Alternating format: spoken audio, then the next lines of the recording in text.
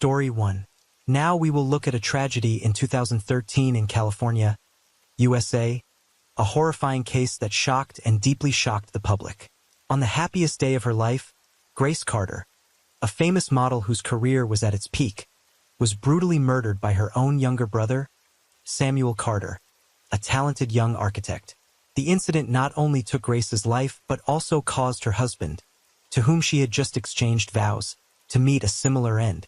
What makes this case even more terrifying is the motive behind it: Samuel's sick and unacceptable love for his sister, leading to an irreversible tragedy on what should have been the happiest day. Samuel Carter was born in 1988 to a well-off family in California. From a young age, Samuel showed himself to be a mischievous and hyperactive child, always looking to explore and challenge the limits around him. He was often in trouble at school, from vandalizing classes to organizing dangerous games with his friends. However, Samuel was an intelligent boy, always having a creative thinking ability that was superior to his peers. As he grew up, Samuel discovered his passion for architecture. He decided to pursue this field and quickly asserted his talent. Samuel graduated with honors from a prestigious university and soon became a promising young architect. His designs were highly appreciated by many people, not only for their creativity but also for their meticulousness and precision to every detail. However, despite his success in his career, Samuel always had an inexplicable inferiority complex. He felt that he could never truly achieve the perfection he aspired to, especially when compared to his beautiful and successful older sister, Grace Carter. Grace Carter, a famous model with stunning beauty and a brilliant career, is always the center of attention. With her confidence and attractive style, Grace not only wins the hearts of the public, but also the pride of her family. However, for Samuel, Grace is more than just a sister. Since he was a child, Samuel has been fascinated by Grace's beauty and perfection. He cannot take his eyes off his sister and always longs to be near her. Over time, Samuel's admiration and natural brotherly affection gradually transform into a secret and obsessive love. Samuel realizes that his feelings for Grace have exceeded the limits of a normal affection between siblings. He loves Grace intensely but is also filled with pain because he knows that this feeling is wrong and unacceptable. Every time he saw Grace being praised by others, or when she appeared radiantly in magazines and major events, Samuel felt his heart weighed down by conflicting emotions. Samuel's obsession with Grace became more and more serious as he could no longer control his emotions. He began to spend more time thinking about Grace, imagining scenarios where he could be with her forever. These thoughts not only increased Samuel's pain but also made him feel angry and jealous of anyone who had a close relationship with Grace. Although he tried to hide his feelings, this obsession began to affect Samuel's behavior. He becomes jealous and controlling, always wanting to know everything about Grace's personal life. Samuel begins to feel that no one can love and protect Grace better than him. These feelings increasingly push Samuel into a dark spiral where the line between love and possession begins to blur. On the contrary, Grace Carter is Samuel Carter's older sister, born in 1986, who has stood out with her unique and attractive beauty since childhood. Growing up in a middle-class family in California, she has always been the center of attention since she was a child. Her beautiful appearance with harmonious features, big round eyes and bright smile quickly made Grace the pride of her family and the admiration of those around her. However, what made her special was not only her appearance but also her gentle, lovable personality and the modesty that she always maintained, despite receiving a lot of attention. When she entered her teens, Grace began to realize the influence of her beauty and demeanor. Her peers and even adults praised and encouraged her to pursue a career in art or fashion.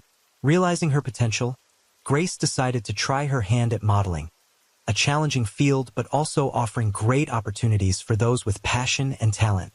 After graduating from high school, Grace began to pursue a modeling career seriously. With the support of her family, she took modeling classes and began to seek opportunities to work with famous photographers and designers. Grace's natural beauty and elegant style quickly attracted the attention of the fashion world, and soon after, she made important strides in her career. Grace began to appear on the covers of famous fashion magazines and participated in advertising campaigns for many major brands. Top designers began to invite her to participate in prestigious fashion shows, and Grace Carter's name gradually became familiar to the public. Not only famous in the United States, Grace also had the opportunity to work in major fashion capitals such as Paris, Milan, and London, where she continued to affirm her position in the international fashion industry. However, what really makes Grace loved is not only her beauty and successful career, but also her gentle, approachable personality and the sincerity she always shows in all her relationships. Even though she is at the peak of her career, Grace never lets fame change who she is. She always treats everyone around her with respect and sincerity, from fans to colleagues and employees in the industry. In 2013, during an evening at a luxury restaurant in downtown California, Grace Carter met Benjamin Adams. It was a chance but fateful encounter when both were attracted to each other at first sight. Grace, a famous model with a proud beauty and a brilliant career, immediately made a strong impression on Benjamin, a talented and experienced reporter. Benjamin, known for his insightful writing and ability to capture complex stories, was soon drawn to Grace's intelligence and charm. In turn, Grace felt that Benjamin was not only elegant, but also a deep soul, with whom she could share all the joys and sorrows of life. After that first meeting, Grace and Benjamin quickly developed their relationship. They began to date more often, explore new restaurants together, attend cultural events, and enjoy peaceful moments together. Both realized that they had found an ideal partner in each other. Their harmony came not only from their similar interests, but also from their mutual understanding and respect. Benjamin, with his gentleness and care, helped Grace feel safe and loved in this relationship. Grace and Benjamin's love not only brought them happiness, but also received enthusiastic support from friends and fans. They became an admired couple in the media, always appearing together at major events, hand in hand with bright smiles on their faces. Articles about them often appeared in famous magazines, praising the perfect combination of talent and beauty. Despite their busy work schedules, the two always made time for each other, showing a strong bond and sincere love. However, amidst the blessings and admiration from everyone around them, there was one person who could not accept this relationship: Samuel Carter, Grace's younger brother. Samuel had had special feelings for Grace since he was a child, but those feelings gradually turned into an obsessive and sick love. When he learned that Grace was happy with Benjamin, Samuel felt betrayed. He could not accept that Grace, whom he had always considered his own, could love another man. Since learning about the relationship between Grace and Benjamin, Samuel began to change. He became jealous and felt deeply hurt. The images of Grace and Benjamin happily together were like knives stabbing at his heart. Samuel began to feel uncomfortable, and those negative emotions gradually took over his mind. He felt pushed aside from Grace's life, whom he had always been obsessed with. Samuel could not accept that Grace was moving towards happiness with someone else. He began to follow them, appearing unexpectedly at their usual places, trying to find ways to prevent and interfere with their relationship. Samuel felt like every time he saw Grace and Benjamin together, he felt like he was losing a part of himself. Those feelings grew stronger and stronger, turning into blind jealousy and unbearable pain. Grace, although realizing the abnormality in Samuel's behavior, always believed that her brother was just having a hard time accepting her new relationship. She tried to get close to Samuel, talk to him, and reassure him that she still cared about him. But Grace's words did not seem to ease the pain in Samuel's heart. Instead, he became even angrier and felt abandoned. Samuel not only felt jealous, but was also haunted by the thought that Benjamin had stolen Grace from him.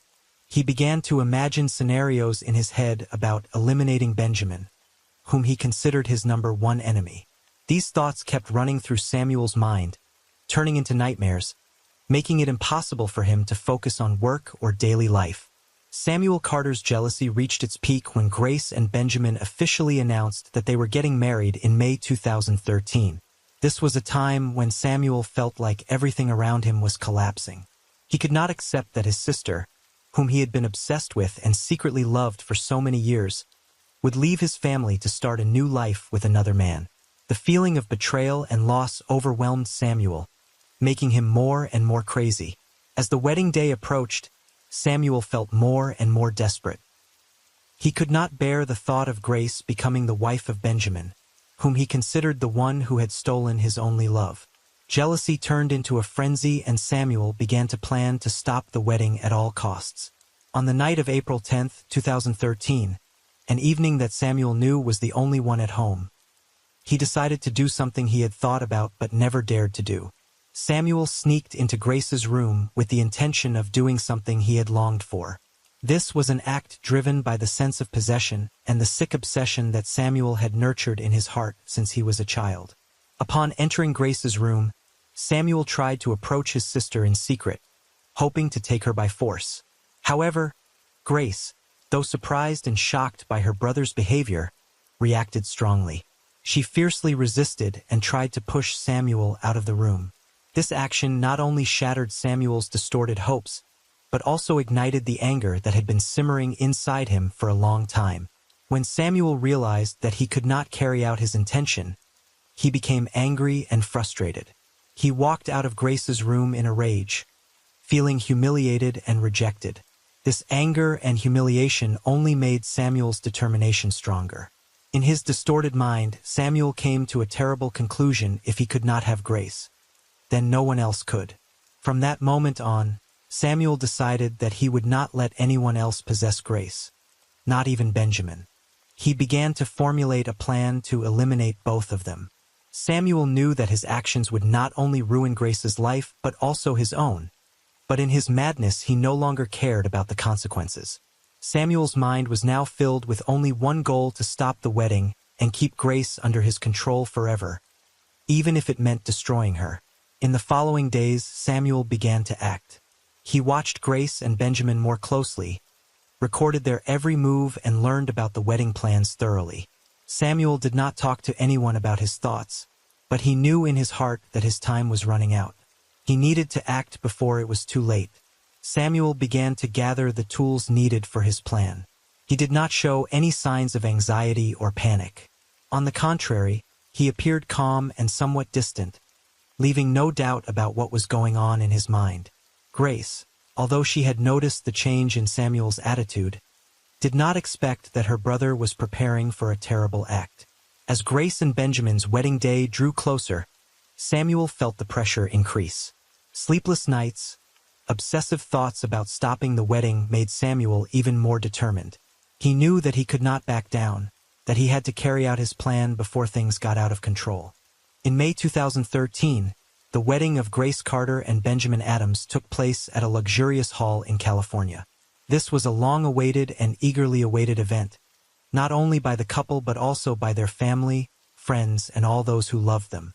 Everything seemed perfect, from the flower decorations, the music, to the sparkling lights that created a romantic and cozy atmosphere.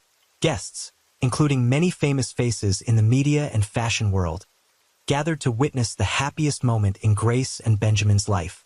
Grace, in her pure white wedding dress, was radiant with a happy smile.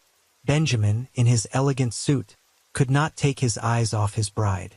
Everyone was preparing for the moment when the two exchanged their vows, committing to live together for the rest of their lives. The atmosphere in the hall was filled with love and blessings, but in a dark corner, a shadow of jealousy and hatred was gradually emerging. Samuel Carter, Grace's younger brother, had been silently watching the ceremony from the beginning. In his heart, anger and betrayal reached their peak. He could not bear to see his sister, whom he had secretly loved for so many years, exchange vows with another man. For Samuel, this was an unacceptable moment, and he had carefully prepared for his final act. As the ceremony was taking place, and all eyes were on the happy couple, Samuel quietly reached into his pocket, where he had hidden a small pistol. Thoughts of love, hatred, and betrayal filled Samuel's mind. He knew he was about to do something that could not be undone, but in his mind there was only one thought: if he could not have Grace, then no one else could. As Grace and Benjamin prepared to exchange their vows, Samuel, with bloodshot eyes and trembling hands, pulled out his gun. In an unexpected moment, he aimed straight at Grace and Benjamin and pulled the trigger. The gunshot rang out in the quiet space of the hall, silencing the crowd for a brief second before everything turned into chaos. Grace fell to the floor, still clutching Benjamin's hand. Benjamin was also shot, his face showing horror before everything went black. Screams echoed throughout the venue as the guests realized what was happening. Panic engulfed the ceremony. People began to run away to find a way to escape, while others tried to approach Grace and Benjamin to help. Samuel, with a calm expression but eyes filled with hatred, was unfazed by the chaos he had just caused. He took one last look at his sister, the person he had loved and haunted all his life, before turning and running away from the scene. Samuel knew he was running out of time, but in that moment he felt no regret or fear, only the feeling that everything had ended the way he had planned. While the police and ambulance were called to the scene, Samuel left the hall and quickly disappeared into the crowd outside. He ran through the streets, his heart pounding in his chest but his mind clear. Samuel knew he needed to find a safe place to hide while the police began to hunt him down. Samuel went to a small residential area in California where he thought no one would find him. It was a quiet area, out of the city's radar, where he could temporarily hide and think about his next steps. He went to an abandoned house that he knew from before, where no one would think to look for him. In the following days, Samuel tried to stay awake and inconspicuous. He watched the news on television, listened to the radio, and read the newspapers to stay informed. Every time his name appeared on the news, Samuel's heart pounded, but he kept calm. Samuel knew that time was not on his side, but he had not yet decided what to do next. The loneliness and the haunting of what he had done began to surround Samuel. During sleepless nights, he questioned his actions, wondering if everything was really over. Samuel felt that he had achieved his goal, but at the same time he felt a great void in his heart. He could not accept that Grace was dead and that his life had completely changed. In the deserted house, Samuel continued to hide, trying to stay undetected. But he knew that it was only temporary. Samuel felt the pressure weighing on his mind more and more, and the memories of that bloody wedding ceremony continued to haunt him. Samuel began to think about facing the consequences, but he was still unsure of what he would do. He knew that he had committed an unforgivable crime, but in his troubled mind, Samuel still could not fully accept responsibility for what had happened. He felt that he had been pushed into this situation, that everything had gotten out of control.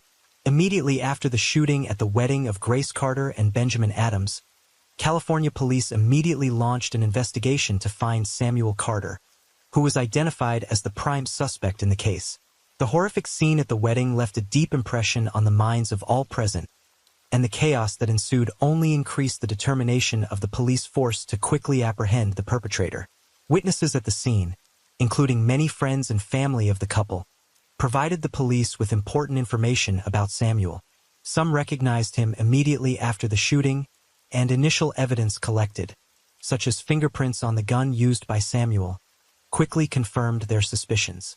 Samuel Carter, the bride's younger brother, was the perpetrator of this brutal crime. California police did not delay in launching a large-scale search operation. Investigators began combing through all of Samuel's possible locations, including places he had lived, worked, and areas he had previously associated with. However, Samuel had seemingly disappeared after the crime, leading police to believe he was hiding somewhere, trying to avoid capture by the law. As the search continued, investigators continued to interview Samuel's acquaintances, hoping to find clues as to where he might be hiding. They also tracked all bank transactions, phone calls, and any other signs that might indicate Samuel's movements. However, everything seemed extremely unclear, as Samuel was very careful to cover his tracks. The police did not give up, however. They expanded the search, working with other law enforcement agencies in the state and across the country, in case Samuel had left California. Photos and information about Samuel were widely distributed in the media, drawing public attention and appealing for help from anyone who might have seen him. Over the following weeks, numerous reports from the public were made to the police, but most of them yielded no positive results. Samuel had become extremely cautious, leaving no obvious clues as to his whereabouts. This only added to the stress and pressure on the investigators. However, things changed when a crucial clue emerged. A resident in a small residential area outside of California reported to the police about a strange man who was behaving strangely and appeared to be living and hiding in the area. The resident noticed that the strange man bore a striking resemblance to the photo that the police had released of Samuel Carter. This information was immediately passed on to investigators, who quickly determined that this could be the crucial clue that would lead to Samuel's arrest. With this new information, the police planned to surround the area where Samuel was hiding. They approached the residential area cautiously, trying not to attract attention so that Samuel would not be discovered and flee. As they approached the suspected location, they discovered that Samuel was living in an abandoned house, far from other houses in the area. During the siege, the police attempted to convince Samuel to surrender peacefully. They used a loudspeaker to demand that Samuel come out and assured him that he would be treated fairly if he followed instructions. However, Samuel, in a state of confusion and cornered, refused all calls. Instead of surrendering, he continued to barricade himself in the house, escalating the situation. After hours of unsuccessful negotiations, the police were forced to deploy special forces to enter the house. Samuel, realizing that there was no way out, finally accepted the fact that he could no longer hide. In a moment of weakness, he walked out of the house with his head down and his hands raised in surrender. The police immediately arrested Samuel without further incident. Samuel Carter's arrest marked the end of a tense manhunt that had lasted for weeks. Police quickly took him to the police station for legal proceedings, where Samuel was questioned about his motives and the details of the incident. During the interrogation, Samuel appeared tired and uncooperative from the beginning. However, under the pressure of clear and undeniable evidence, he finally admitted what he had done. Samuel explained that feelings of jealousy, loneliness, and obsession with Grace had led him to commit the violence at the wedding. He knew that his actions were unforgivable, but at the same time, Samuel believed that it was the only way to keep Grace by his side. Samuel's arrest and confession brought some measure of justice to the loved ones of Grace and Benjamin, but the wounds left by this event will not heal easily. The trial of Samuel Carter on June 20, 2013 became a shocking event, attracting special attention from the public and the media nationwide. From the moment Samuel entered the courtroom, the atmosphere became heavy, as if everyone present could feel the darkness and illness surrounding him. Samuel, who was once a talented architect and the younger brother of a beautiful woman, was now just an image of madness and crime. At the trial, the prosecutor exposed every sick act of Samuel in detail. They described the bizarre obsession he had nurtured for many years, the twisted love Samuel had for his sister Grace Carter. These statements made many people present shudder, and many people could not help but feel disgusted. The public and the victim's family sat in silence as they heard about the dark thoughts and crazy plans that Samuel had hatched, all leading to the horrifying moment when he murdered Grace and Benjamin right at their wedding. Outrage spread throughout the community as the brutal and sick details of Samuel were revealed. The media reported extensively on the trial. Every testimony, every tear of the victims' families were recorded, becoming unforgettable images in the public's mind. The public was not only outraged by Samuel's brutal murder, but also heartbroken by the sick love that turned him into a monster. When the verdict was announced, with a sentence of life in prison without the possibility of parole, no one in the courtroom felt comfortable. Although Samuel knew that he would have to pay for his crimes, the wound he left in the hearts of Grace and Benjamin's loved ones would never heal. The trial is over, but the haunting memory of a love gone wrong, of the breakup and the crime, will forever haunt those who have known this painful story.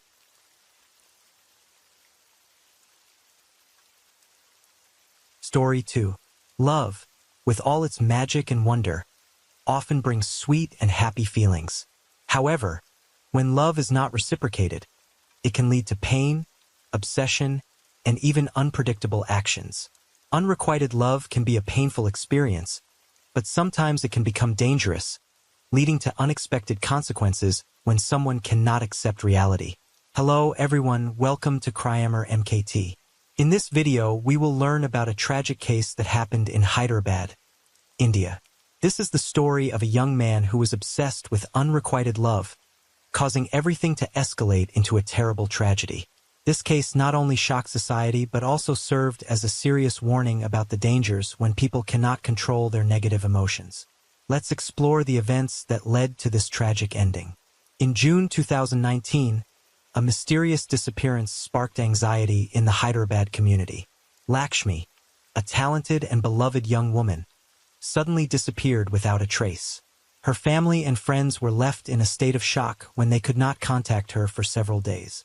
The police immediately launched an investigation, examining every single clue to find out what had happened. The matter became more serious when investigators discovered unusual signs surrounding her disappearance. The search continued until Lakshmi's body was found in a remote forest, far from residential areas. This heartbreaking discovery not only ended hopes of finding Lakshmi alive, but also revealed a horrific crime, sending the investigation into a dramatic turn that shocked the whole society. Lakshmi, 27, is a talented, beautiful, and intelligent young woman born and raised in a middle-class family in Hyderabad, India.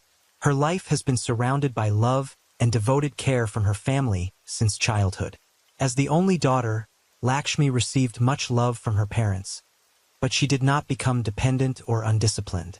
On the contrary, Lakshmi is always aware of her responsibilities and constantly strives to excel in life. Growing up in a good learning environment and full of encouragement from her family, Lakshmi began to dream big about her future. She is especially fond of business administration, a field of study that she believes will help her make a difference in the competitive business world. After completing her high school program with excellent results, Lakshmi was admitted to a prestigious university in Hyderabad, where she studied business administration. The college years were not only a time for Lakshmi to acquire knowledge, but also a period when she practiced her skills and expanded her social network. Teachers at the school highly appreciated Lakshmi not only for her academic ability, but also for her positive attitude and dedication. After graduating with an excellent degree, Lakshmi was quickly recruited by a reputable manufacturing company in Hyderabad. This was a major turning point in her life, marking the beginning of a promising career. At the company, Lakshmi quickly proved her ability through the projects she participated in. Lakshmi worked in the project management department, where she took on tasks that required excellent organization, time management, and communication skills. Her meticulousness and ability to work under pressure helped the company complete many important projects on time and with high quality. Lakshmi's career is on the rise, and she is expected to go even further in the future. Lakshmi's life seemed perfect, with a rising career and a fulfilling personal life. However, everything changed when she started to attract the attention of Prakash, a colleague in the company. Prakash, 29, is a young man born and raised in a poor family in Uttar Pradesh, India. His life since childhood has gone through many difficulties, lacking in material things and family affection. Prakash is a quiet, reserved person and often keeps his distance from people around him. He does not have many friends, and his personal life is quite lonely. However, Prakash has a special passion for business, which motivated him to leave his hometown to seek new opportunities in Hyderabad. After completing a short course in business administration, Prakash was accepted into a reputed manufacturing company in Hyderabad, where he worked in the same environment as Lakshmi. Here, he proved himself to be a hardworking and capable employee, but maintained a withdrawn lifestyle and had little interaction with his colleagues. When the two worked in the same office at a manufacturing company in Hyderabad, Prakash was quickly attracted to Lakshmi's beauty and charm. Initially, he just silently admired her from afar, feeling the charm that Lakshmi brought every time she entered the room. With a quiet and reserved personality, Prakash initially did not dare to express anything, but Lakshmi's presence every day in the office gradually stirred up his feelings. Over time working together, Prakash began to find it difficult to control these feelings. He sought to approach Lakshmi, wishing to have more opportunities to get closer and understand her better. Small conversations and work exchanges became precious moments for Prakash, when he could be close to Lakshmi.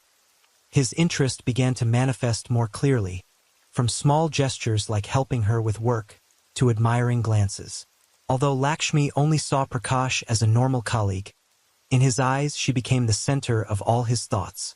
The development of feelings from admiration to unrequited love gradually made Prakash obsessed, and he began to dream of a romantic relationship with her. One day, after months of struggling with his feelings, Prakash decided to express his feelings to Lakshmi. He invited her out for coffee after work, and she agreed. At the coffee shop, in a cozy and quiet atmosphere, Prakash finally mustered up the courage to tell Lakshmi about his feelings that he had kept hidden for so long. He expressed that she had become an important part of his life, that he could not stop thinking about her, and that he wanted to take their relationship further. However, when Lakshmi heard Prakash's confession, she could not hide her surprise and confusion.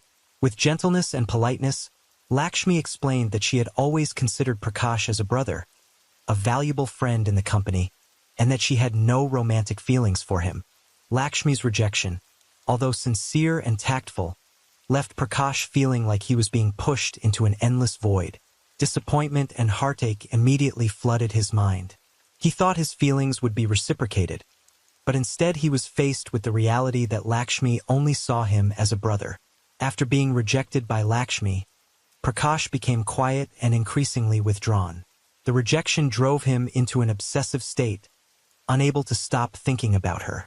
Every day at the office, seeing Lakshmi only increased his pain.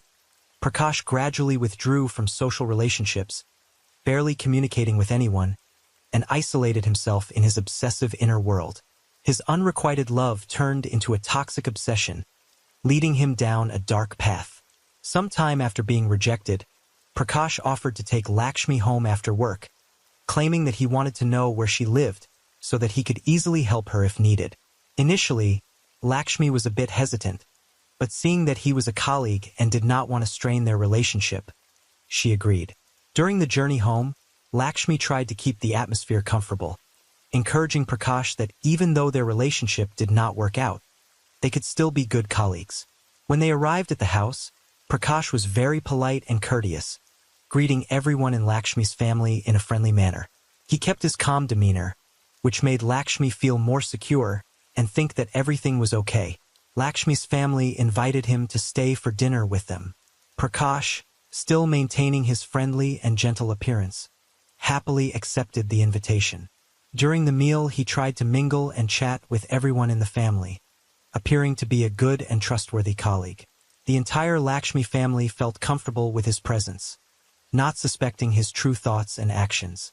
After dinner, Prakash politely thanked Lakshmi's family for hosting him. He maintained a calm and friendly demeanor as he bid farewell to everyone. Lakshmi escorted Prakash to the door, and he acted completely normal. For the next several days, Prakash could not shake off his obsession with Lakshmi and his unrequited love. Her image constantly appeared in his mind, haunting him every moment. Every time he thought of Lakshmi, he felt a strong stimulation, which gradually led to deviant behavior. Prakash often masturbated while thinking of her. These actions only increased Prakash's obsession with Lakshmi, causing him to sink deeper and deeper into dark and dangerous thoughts. He was no longer just a normal one-sided lover, but a deeply obsessed person, with his emotions and actions spiraling out of control. A dark thought began to form in Prakash's mind. The obsession grew so strong that he lost all sense of reason or consequence. In his twisted mind, Prakash began to believe that if he could not win Lakshmi's love naturally, he would have to possess her at all costs. These thoughts started out as fleeting thoughts, but they gradually became more clear and concrete. Prakash began to imagine scenarios in which he could carry out his desire to possess Lakshmi, no matter what means he had to use. He lost the sense of right and wrong, and these obsessive thoughts began to control his actions, pushing him down a dangerous and sinful path. As dark thoughts took over his mind, Prakash began to plan in detail how he would kidnap Lakshmi. Prakash spent days searching for a remote location, far from residential areas, where no one would discover what he was about to do. He eventually found an abandoned house deep in a dense forest area, far from main roads and residential areas. It was an ideal place for his plan. No one came and went, and he believed that he could keep Lakshmi there without being detected. Prakash began to prepare everything meticulously. He bought necessary items such as ropes, tape, sleeping pills, and enough food to last for several days. Every little detail was carefully calculated so that he would not leave any traces or loopholes.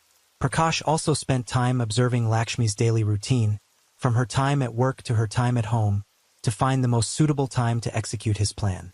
He planned it carefully so that no one would suspect or discover his actions. In his sick mind, Prakash believed that this was the only way to capture Lakshmi and keep her for himself, regardless of the consequences.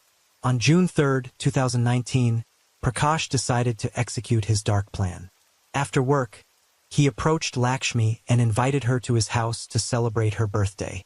Without suspecting anything, Lakshmi accepted the invitation, thinking that it was just a casual get-together with friends. She got on Prakash's bike, and they started moving. At first, Lakshmi did not feel anything unusual, but as Prakash started driving off the familiar road leading to the residential area, she gradually felt worried. As he continued to take her into increasingly remote and deserted areas, Lakshmi's suspicions began to grow. She asked Prakash to stop the car, but he ignored her request and sped up, making her panic even more. When they reached a deserted forest road, Lakshmi became extremely uneasy and begged Prakash to stop. But he did not listen. Instead, Prakash drove at a higher speed, heading straight for the abandoned house he had prepared in advance. When they arrived, Prakash's attitude changed completely. From a polite, calm person, he became cold and aggressive. Lakshmi realized that she had fallen into the trap of an obsessed and corrupt person. Prakash's sweet words and kind appearance are now just a cover for the cruel intentions he has been hiding all this time.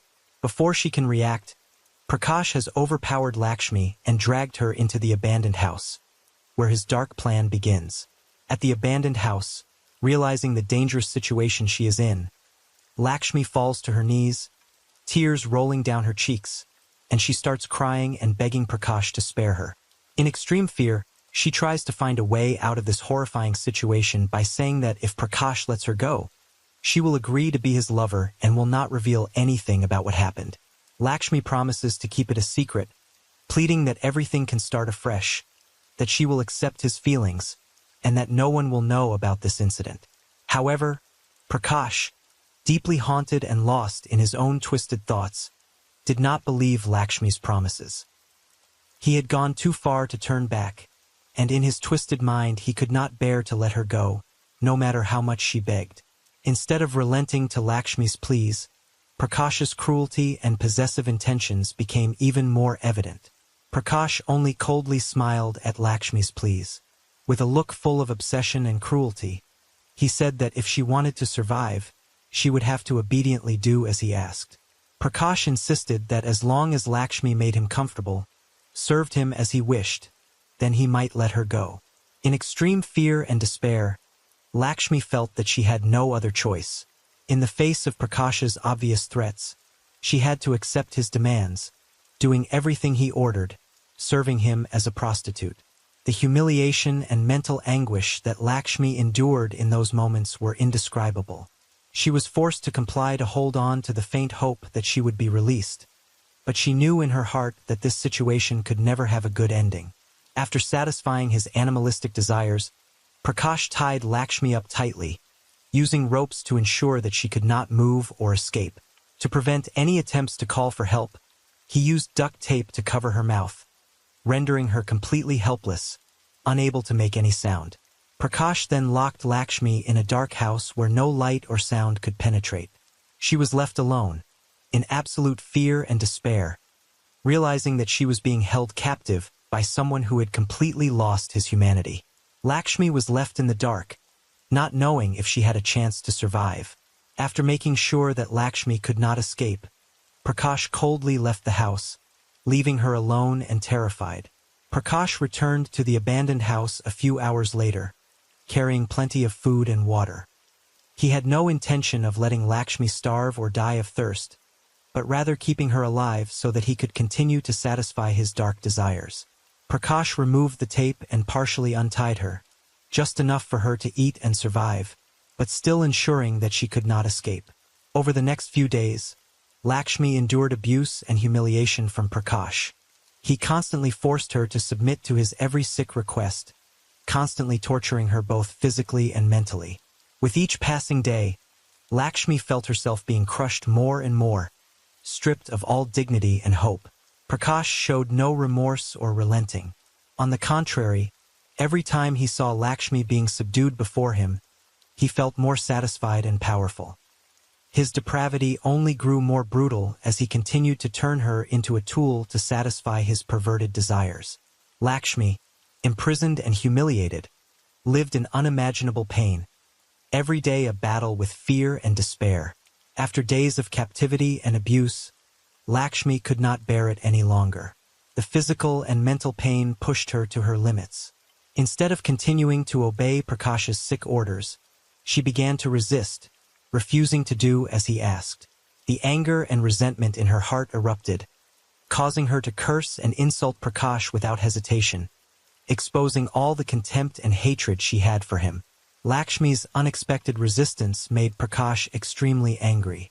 Unable to keep his cool, he beat her savagely, venting all his anger and violence on her. In a fit of rage, Prakash abused her one last time, torturing her cruelly, without any trace of humanity left. When his anger reached its peak, he decided to end it all. Prakash brutally killed Lakshmi without hesitation. After taking her life, he quietly dragged her body out of the abandoned house. He took her deep into the nearby forest where no one could find her easily. In the darkness of the jungle, Prakash threw Lakshmi's body into a bush, covering her with leaves and branches to hide his crime. After dumping the body, Prakash left the scene, trying to leave behind every trace of the terrible crime he had committed. As for Lakshmi's family, after many days of not seeing her return home and being unable to contact her, they began to worry. Her family went to the company where she worked to inquire, but her colleagues also had no news of her. The family's worries increased when they learned that Lakshmi had not been to the company for the past few days without any notice. Immediately, Lakshmi's family reported her missing to the police. At the same time, the company where Lakshmi worked also noticed the absence of Prakash, a colleague of hers. This coincidence made everyone even more worried and suspicious. When the police started investigating, they took statements from employees of the company. Someone said that they saw Lakshmi and Prakash leaving the company in the afternoon after work. The two were seen sitting together on Prakash's motorbike, but no one knew anything more about their whereabouts after that. This information immediately made the police focus on Prakash as the main suspect in Lakshmi's disappearance. The police started to follow the trail of the case. On June 7, 2019, after a massive search, police discovered Lakshmi's body in a remote forest near Hyderabad. Her body had been brutally dumped in a bush, covered with leaves and branches, in an apparent attempt to conceal the crime. The discovery left her family and the local community shocked and devastated. Police conducted a thorough investigation of the scene and quickly discovered traces of Lakshmi being held captive in an abandoned house located not far from where her body was found. Signs at the scene, including ropes and duct tape, along with signs of abuse and torture, confirmed that she had spent her final days in pain and despair. The abandoned house was identified as the place where Lakshmi was held captive and abused before killing her and dumping her body in the forest. Evidence collected at the scene supported a theory that Prakash was the culprit in this horrific case. The police continued to hunt for Prakash, who had been missing since the incident, to shed light on the incident. The police later arrested Prakash after following the clues and clearly identifying him as the prime suspect in the case. The battle of wits between the police and Prakash began from there, with lengthy interrogations aimed at finding the truth. During the interrogation, Prakash was repeatedly questioned about his whereabouts during his absence from the company. Although he tried to justify himself, he could not provide any concrete evidence to prove his innocence. The gaps in his story became more and more obvious, making the police more suspicious. At the same time, the forensic examination of Lakshmi's body showed clear traces, including Prakash's fingerprints on the victim's body and items at the scene. This evidence became the decisive factor in convicting Prakash. Faced with such undeniable evidence, Prakash could no longer deny it. Prakash confessed to all his crimes. He recounted every detail, from planning to kidnap Lakshmi, torturing her in the abandoned house, to killing her and dumping her body in the woods. Prakash's confession not only confirmed his cruelty, but also brought a measure of justice to a horrific case, bringing some measure of justice to Lakshmi and her family. Prakash's trial took place in October 2019, attracting the attention of the entire community due to the horrifying and brutal nature of the case. During the trial, prosecutors detailed the crimes that Prakash had committed, from kidnapping, holding Lakshmi captive, torturing her, to killing her. Forensic evidence, including Prakash's fingerprints and confession, were presented as irrefutable proof of his cruelty. Lakshmi's family was present in court, listening with pain to every detail of her death. Their immense loss was expressed through testimony, stressing that Lakshmi was a beloved daughter, sister, and colleague who had suffered terribly before her death. Prakash, faced with serious charges, could not deny his guilt. He had no choice but to plead guilty in court. Prakash's coldness and lack of remorse throughout the trial added to the outrage of the public and the victim's family. Ultimately, the court sentenced Prakash to the maximum sentence for the crimes he had committed. He was sentenced to death, ensuring that he would pay for what he had done. This sentence was not only a punishment for Prakash, but also a just retribution for the pain suffered by Lakshmi's family, and sent a strong message that such crimes would not be tolerated. The horrific case of Lakshmi's death has left a deep scar on the community and reminded us of the potential dangers when people are haunted by negative and distorted emotions. Lakshmi, a beautiful and talented young girl, suffered immense pain and humiliation before her life was brutally taken away. Justice has been served, but the pain of her family and loved ones will never fade.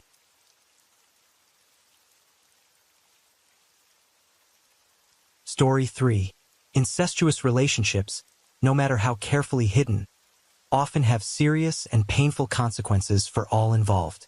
Boundaries are broken, trust is betrayed, and love is distorted into possession, ultimately leading to tragedy.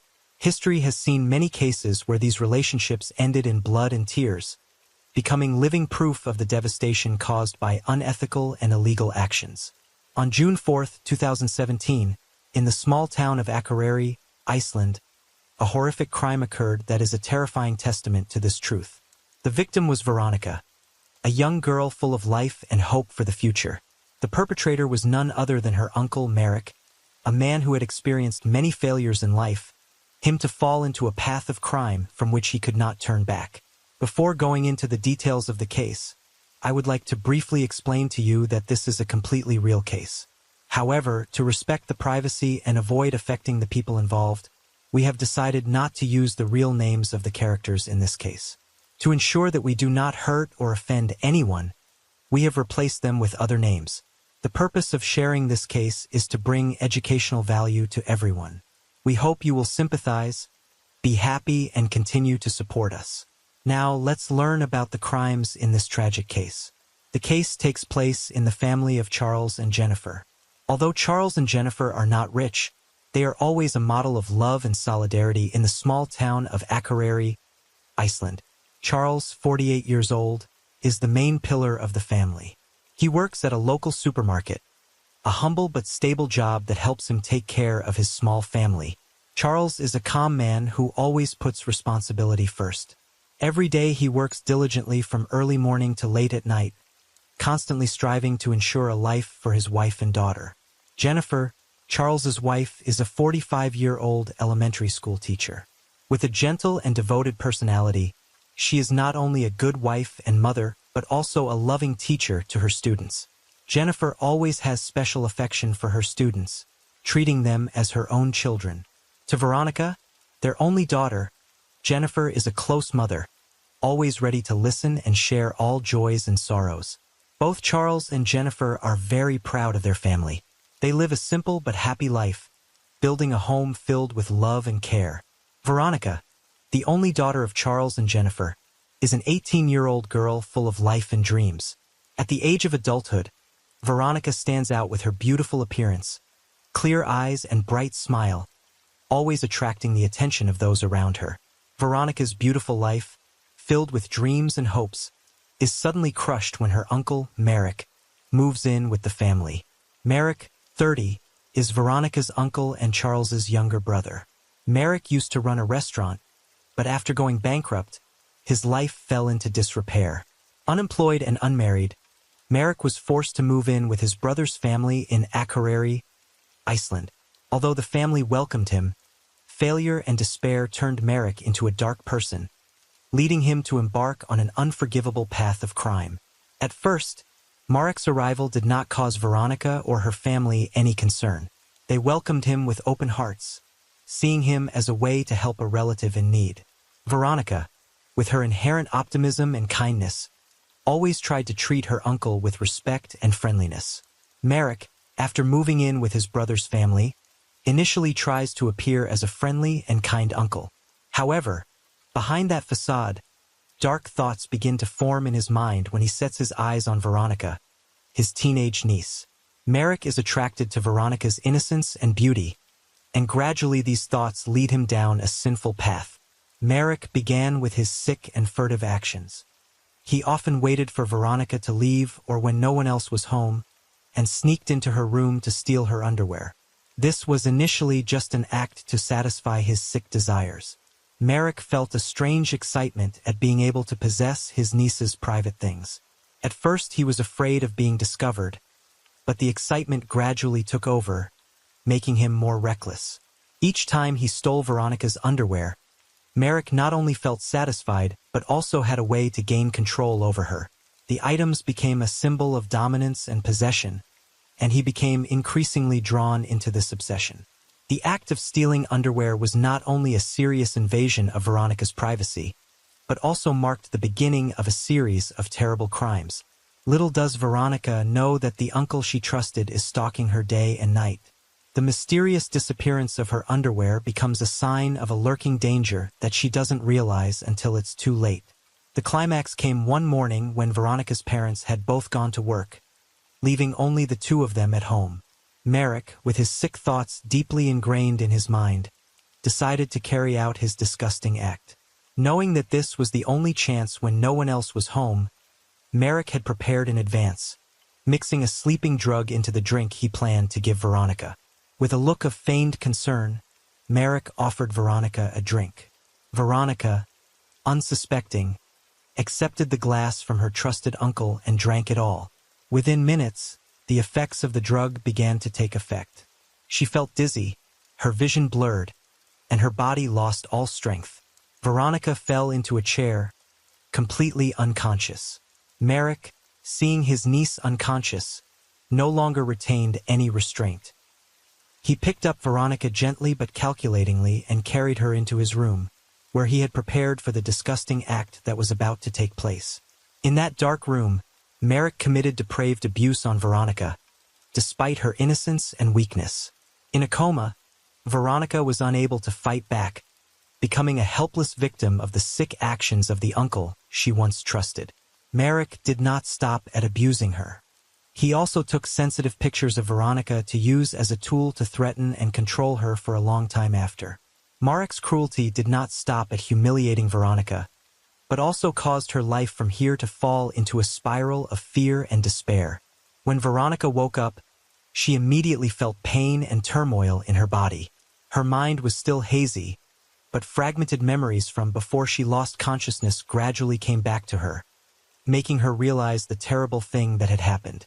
Panic surged through her as she discovered that she had just been raped by the uncle she once trusted.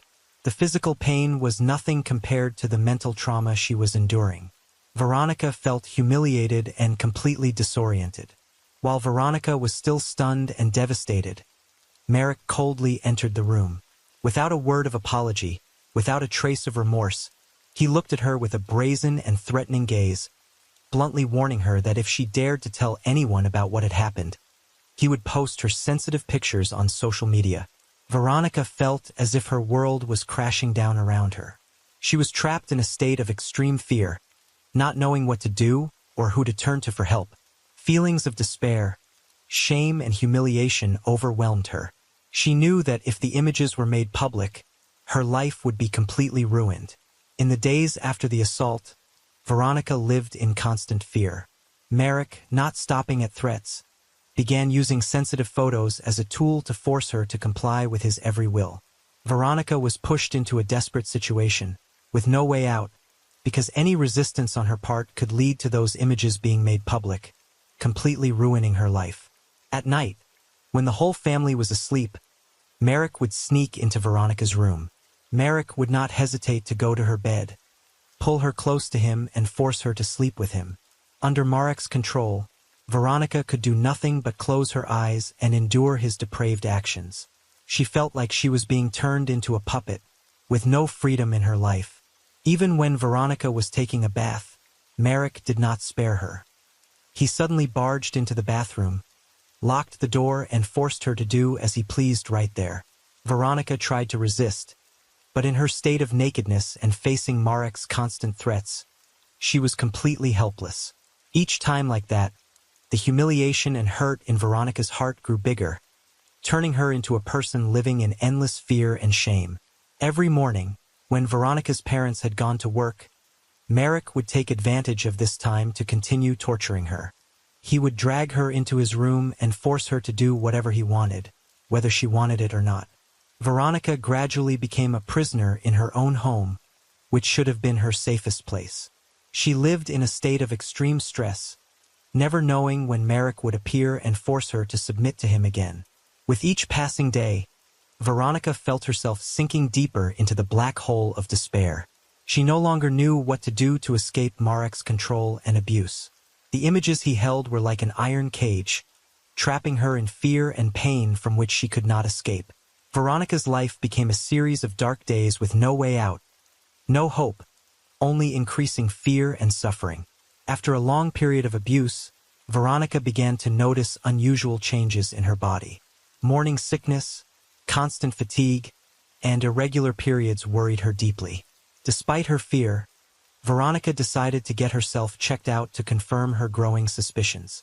Veronica secretly buys a pregnancy test. When two clear red lines appear on the test stick, Veronica's fears become a horrible reality. She is pregnant and certain that the child is the result of her uncle's abuse. In a state of panic and despair, Veronica quietly went to a private clinic to confirm the results. There, the doctor informed her that she was 2 months pregnant. This information was like a blow to Veronica, leaving her uncertain about how to face the future.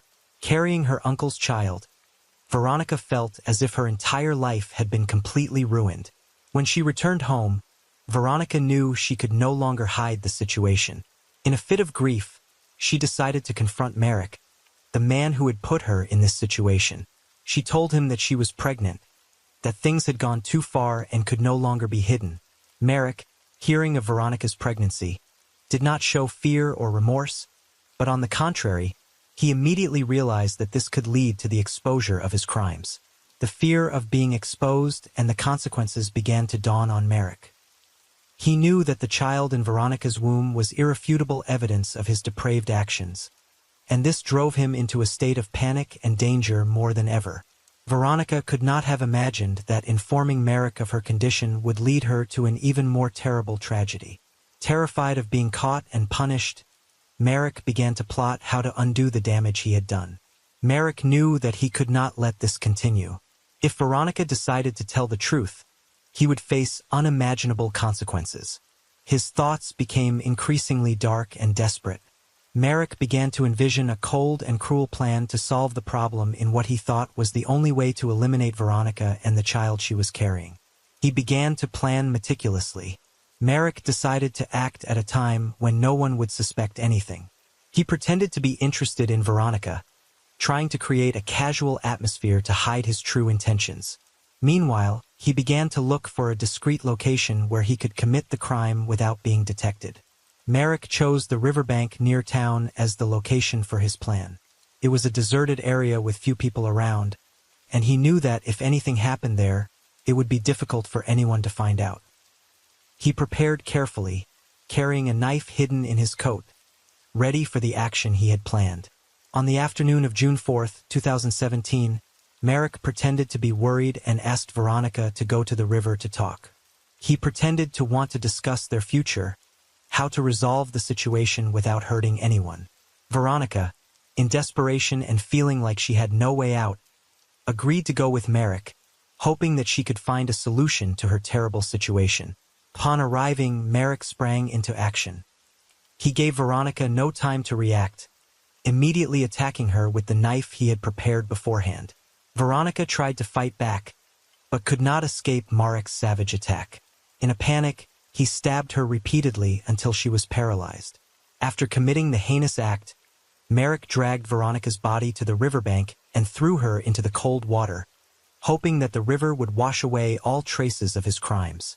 However, he could not escape the feeling of fear in his heart, knowing that the truth would eventually be exposed. But at this moment, Merrick was only concerned with escaping the immediate consequences, unaware that all his plans would eventually collapse. As night fell and Veronica did not return home, her parents, Charles and Jennifer, began to worry. They tried calling her, but Veronica's phone was dead. A sense of unease grew as Charles and Jennifer realized that Veronica had never left home without notice or returned late without contacting her family. They began searching all over town, asking friends and neighbors, but no one knew where Veronica had gone. Their concern quickly turned to fear when there was no sign of their daughter's safety. Charles and Jennifer drove all over the roads, to places Veronica frequented, but all in vain. Finally, when they had no other choice, they decided to report Veronica's disappearance to the police. Upon receiving the news, the local police immediately began a search. They questioned Charles and Jennifer about the last details they knew about Veronica, as well as investigating anyone who might have been involved in her disappearance. However, all the initial clues were vague, and no one could figure out what had happened to Veronica. As the police expanded their search, Veronica's parents continued to hope that she would return, that it was all a misunderstanding or that she had encountered some situation that prevented her from contacting them. However, they could not help but think of the worst. Each moment waiting for news became a burden, and their anxiety grew as each hour passed without any news from the police. Throughout the time Veronica was missing, Merrick remained anxious and actively participated in the search with his family and the police. He maintained a tense expression, feigning concern as if he were genuinely concerned for Veronica's safety. Merrick accompanied Charles and Jennifer, drove around, asked friends and neighbors, and even suggested places where Veronica might have gone. Every time he met with the police, he did not forget to show his concern, asking questions like a responsible uncle. In this way, Merrick tried to conceal his crime, leaving no one with the slightest suspicion that he was the one responsible for Veronica's disappearance. 2 days after Veronica went missing, a local resident who happened to be walking near the riverbank discovered her body washed up on the shore. He immediately reported it to the police, and the scene was quickly cordoned off for an investigation. Charles and Jennifer were alerted and rushed to the scene, but were heartbroken when they learned that the body that had just been found was that of their daughter, Veronica. Veronica's body was taken in for an autopsy. Forensic doctors worked diligently to determine the cause of death and to search for any clues that might lead to the killer. As they conducted the autopsy, they quickly learned a heartbreaking truth: Veronica was 2 months pregnant. This information was not only shocking, but also opened up a whole new line of investigation for the police. The autopsy revealed that Veronica had been assaulted with force, and that her death was the result of deliberate violence. The discovery that Veronica was pregnant at the time of her death has raised many questions for investigators about the father of the child, and whether this had any bearing on the motive for the crime. The horrific discovery not only devastated Veronica's family, but also sparked outrage and grief in the community. The investigation then focused on finding the person responsible for Veronica's death, with suspicion beginning to fall on those closest to her. After discovering Veronica's body and the news that she was pregnant, the police realized the complexity of the case and decided to expand their investigation. One of the first steps they took was to search Veronica's private room at home, hoping to find clues that would help clarify the truth about her death. During the search, they discovered Veronica's hidden diary. The years. Through the words, the police gradually understood the fear and despair that Veronica had faced. The diaries revealed details of her abuse and threats at the hands of her uncle Merrick. Veronica recorded every event, from the moment Merrick began to harass her to the atrocities he committed. In particular, Veronica wrote about her fear of discovering she was pregnant and her worries about her future. This evidence immediately changed the direction of the investigation. The police realized that Marek, the uncle whom Veronica's family trusted, could be the one behind the whole incident. The threats that Marek used to control Veronica, along with the fact that she was pregnant, became important evidence of his motive for killing his niece. Armed with the evidence gathered from Veronica's diary, the police were able to interrogate Marek more aggressively. Initially, Marek tried to deny the accusations, insisting that he had nothing to do with Veronica's death. However, when the police confronted him with Veronica's haunting diary entries, in which she recorded every detail of his heinous actions, Marek began to lose his cool. The police continued to press, insisting that they would conduct a DNA test on Veronica's unborn child, and the results would be incontrovertible. Faced with the prospect of no escape, Marek finally broke down. He confessed to everything, from the first times he molested Veronica to when he decided to commit the act of assault and control her with sensitive images. Marek coldly recounts how he exploited the family's trust to gain access to and abuse Veronica. He details how he drugged her, sneaked into her room at night, and even forced her to submit to his will in the mornings when her parents were at work. Marek also admits that when he discovered Veronica was pregnant, he realized that his crimes could no longer be hidden, and that was when he decided to eliminate Veronica to protect his dark secret. He recounted emotionlessly how he had planned to meet Veronica at the riverbank, where he brutally murdered her. He then attempted to dispose of her body by throwing it into the river, hoping that the current would wash away all traces. However, these brutal actions became irrefutable evidence of his crimes. Marek's confession shocked the police and Veronica's family. The story of betrayal, abuse, and brutal murder by a loved one shocked the community. Marek faced the consequences of his evil actions, but nothing could ease the pain and loss that Veronica's family had to endure. Marek's trial began quickly after he confessed to all the crimes. The case attracted public attention and the courtroom was packed. Veronica's family, still in shock and grief, sat in the front row, silently watching the proceedings. Marek was charged with a number of serious crimes, including child abuse, murder, and attempted concealment of a crime. The prosecutor presented the court with overwhelming evidence, including Veronica's diary, autopsy results, and Marek's own confession. The gruesome details of Marek's actions sent shivers down the spines of many in the courtroom. Marek's defense attorney tried to argue for mitigation, but his crimes were too serious and unforgivable. After careful consideration, the jury reached a verdict. Marek was sentenced to death. This sentence is not only a punishment for his evil actions, but also a warning to anyone who intends to take advantage of and harm the weak and innocent. The trial is over, but Veronica's family's pain will last forever. Although Marek received the appropriate punishment, nothing can bring Veronica back, and the community is still haunted by the tragedy that happened to this once peaceful and happy family.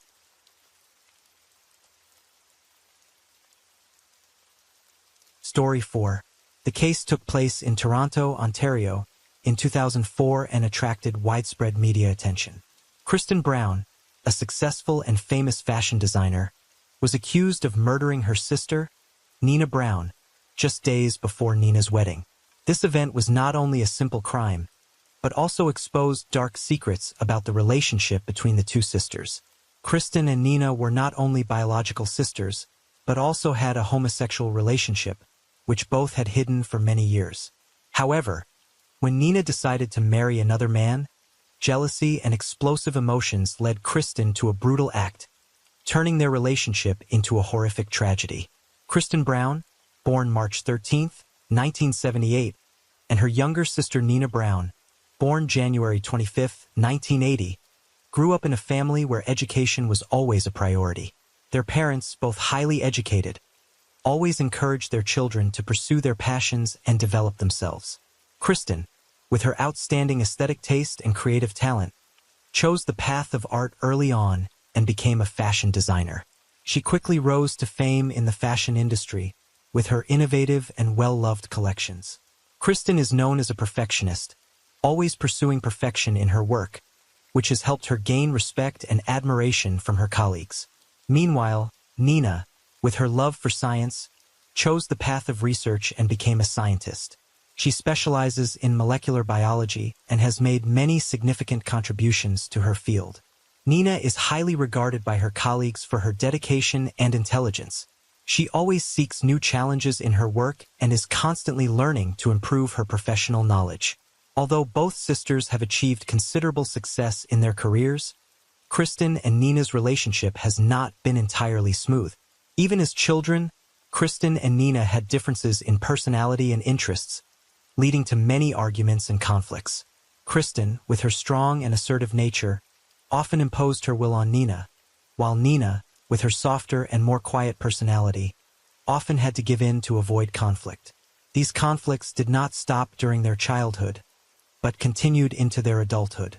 Kristen's success in the fashion industry sometimes made Nina feel pressured and overshadowed, despite her achievements in her scientific field. The unspoken rivalry between the two sisters is never acknowledged, but it is always there and affects their relationship. In addition, the complicated emotional relationship between Kristen and Nina is also a factor that contributes to the troubles between the two sisters. Love, attachment, and at the same time jealousy and pressure create a conflicted relationship. Kristen, who always has a desire to control, cannot accept Nina having a relationship with someone other than her. This led to deep conflicts, pushing the relationship between the two sisters into a state of tension. Since childhood, Kristen and Nina have lived very close, sharing with each other all the joys and sorrows in life. The sisterly affection between the two is not simply love and care like normal families, but gradually it develops into a more complex relationship. From comforting hugs, late-night conversations, the affection between Kristen and Nina becomes deeper and deeper, surpassing the boundaries of normal sisterly love. Kristen, possessive and controlling by nature, began to display feelings that should only exist in a romantic relationship. Kristen's feelings for Nina went beyond sisterly love and transformed into twisted love. She began to show intimate actions towards Nina, such as caressing, kissing, and even gestures that are only seen between couples in love. Initially, Nina reciprocated Kristen's feelings, perhaps due to the closeness and special bond they had built since childhood. She felt safe and protected with Kristen, the older sister she admired and relied on. Their evenings often ended with intimate moments, as the two of them lay together, sharing their private and secret things. However, as time went on, Nina began to feel that something was wrong. She gradually realized that her relationship with Kristen was no longer a normal sisterly relationship. The intimate acts they once shared now left Nina feeling confused and uncomfortable. Every time Kristen tried to take the relationship further, Nina felt more and more wrong and unsettled. She began to question whether this relationship was really right and how continuing it might affect her life. Nina gradually became cold towards Kristen, trying to keep her distance and avoid situations they had previously shared together. She realized that this relationship was inappropriate and could not continue. This realization came as a shock to Nina, who had always considered Kristen a solid support in her life. However, she understood that in order to have a normal life, she needed to escape this twisted emotional spiral. Kristen, on the other hand, could not accept Nina's change. She felt betrayed and hurt when Nina began to distance herself. Feelings of jealousy and resentment welled up in Kristen, making her increasingly stressed and frustrated. She could not understand why Nina wanted to leave her, and tried everything to hold on to the relationship she considered true love. Nina, determined to find a more normal life, begins to meet new friends and find a way to escape Kristen's shadow. She wants to build a future that is not dominated by this troubled relationship, and wishes to have her own family, a life where she can be true to herself without fear or hiding. This determination puts her at odds with Kristen, making the relationship between the two sisters increasingly tense and complicated. After escaping the troubled relationship with Kristen, Nina feels like she has turned a new page in her life. She decided to take time to heal her inner wounds and find joy in simple things. It was during this time that she met Henry Carter, a 27-year-old man with a handsome appearance and attractive demeanor. They met at a summer camp festival, where the cheerful and liberal atmosphere helped Nina temporarily forget the worries and pressures of the past. Henry was an active, sociable person and knew how to make others feel comfortable. From the initial light conversations, Nina and Henry quickly found a common soul. They shared many common interests, from music, art to the love of exploring new places. Their love gradually blossomed from simple dates filled with laughter and understanding. On weekend afternoons, Nina and Henry often strolled together on beautiful beaches, where the sea breeze and gentle waves created a romantic atmosphere. They also constantly explored famous tourist areas, from green hills to colorful ancient streets. Every trip, every memory is a step forward in their relationship, making Nina feel like she has truly found happiness and peace with Henry. Nina's life is now a brilliant picture, where she can freely love and be loved completely. However, while Nina is immersed in her new happiness, she does not know that Kristen is silently watching her every step. Kristen, whom Nina once considered the most solid support, has now become a jealous and obsessive person. Although Kristen remained calm on the outside, she was torn apart by negative emotions when she saw Nina happy with Henry.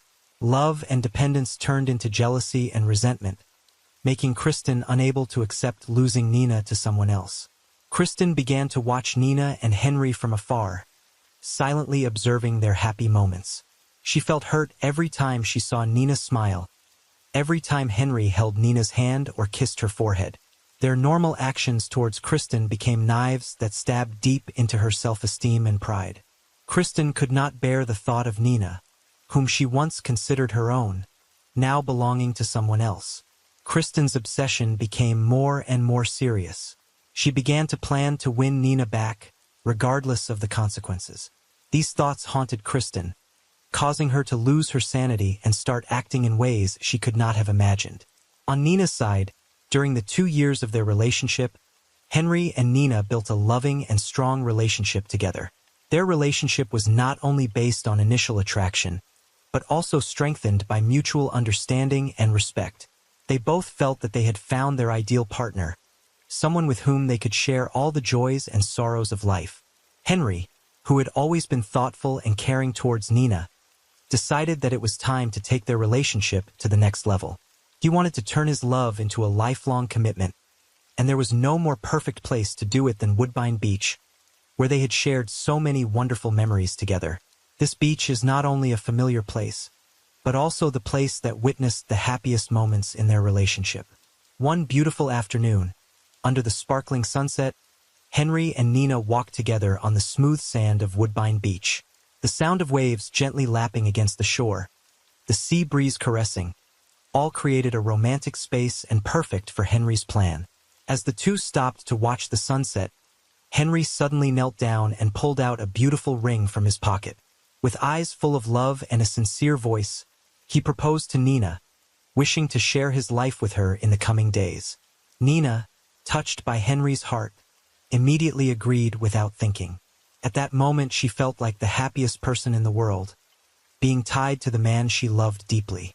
They hugged each other, while the last rays of the day gradually disappeared, as a natural blessing for their love. After getting engaged, Nina and Henry began planning their wedding. They decided on June 25, 2004, a date they believed would be the beginning of a new chapter, filled with happiness and hope. They wanted a simple yet intimate wedding where family and friends could share in their joy. Nina spent a lot of time preparing for the big day, from choosing her wedding dress, discussing every little detail of the ceremony, to choosing the venue and menu for the wedding reception. Henry, out of love for Nina, also actively participated in the planning.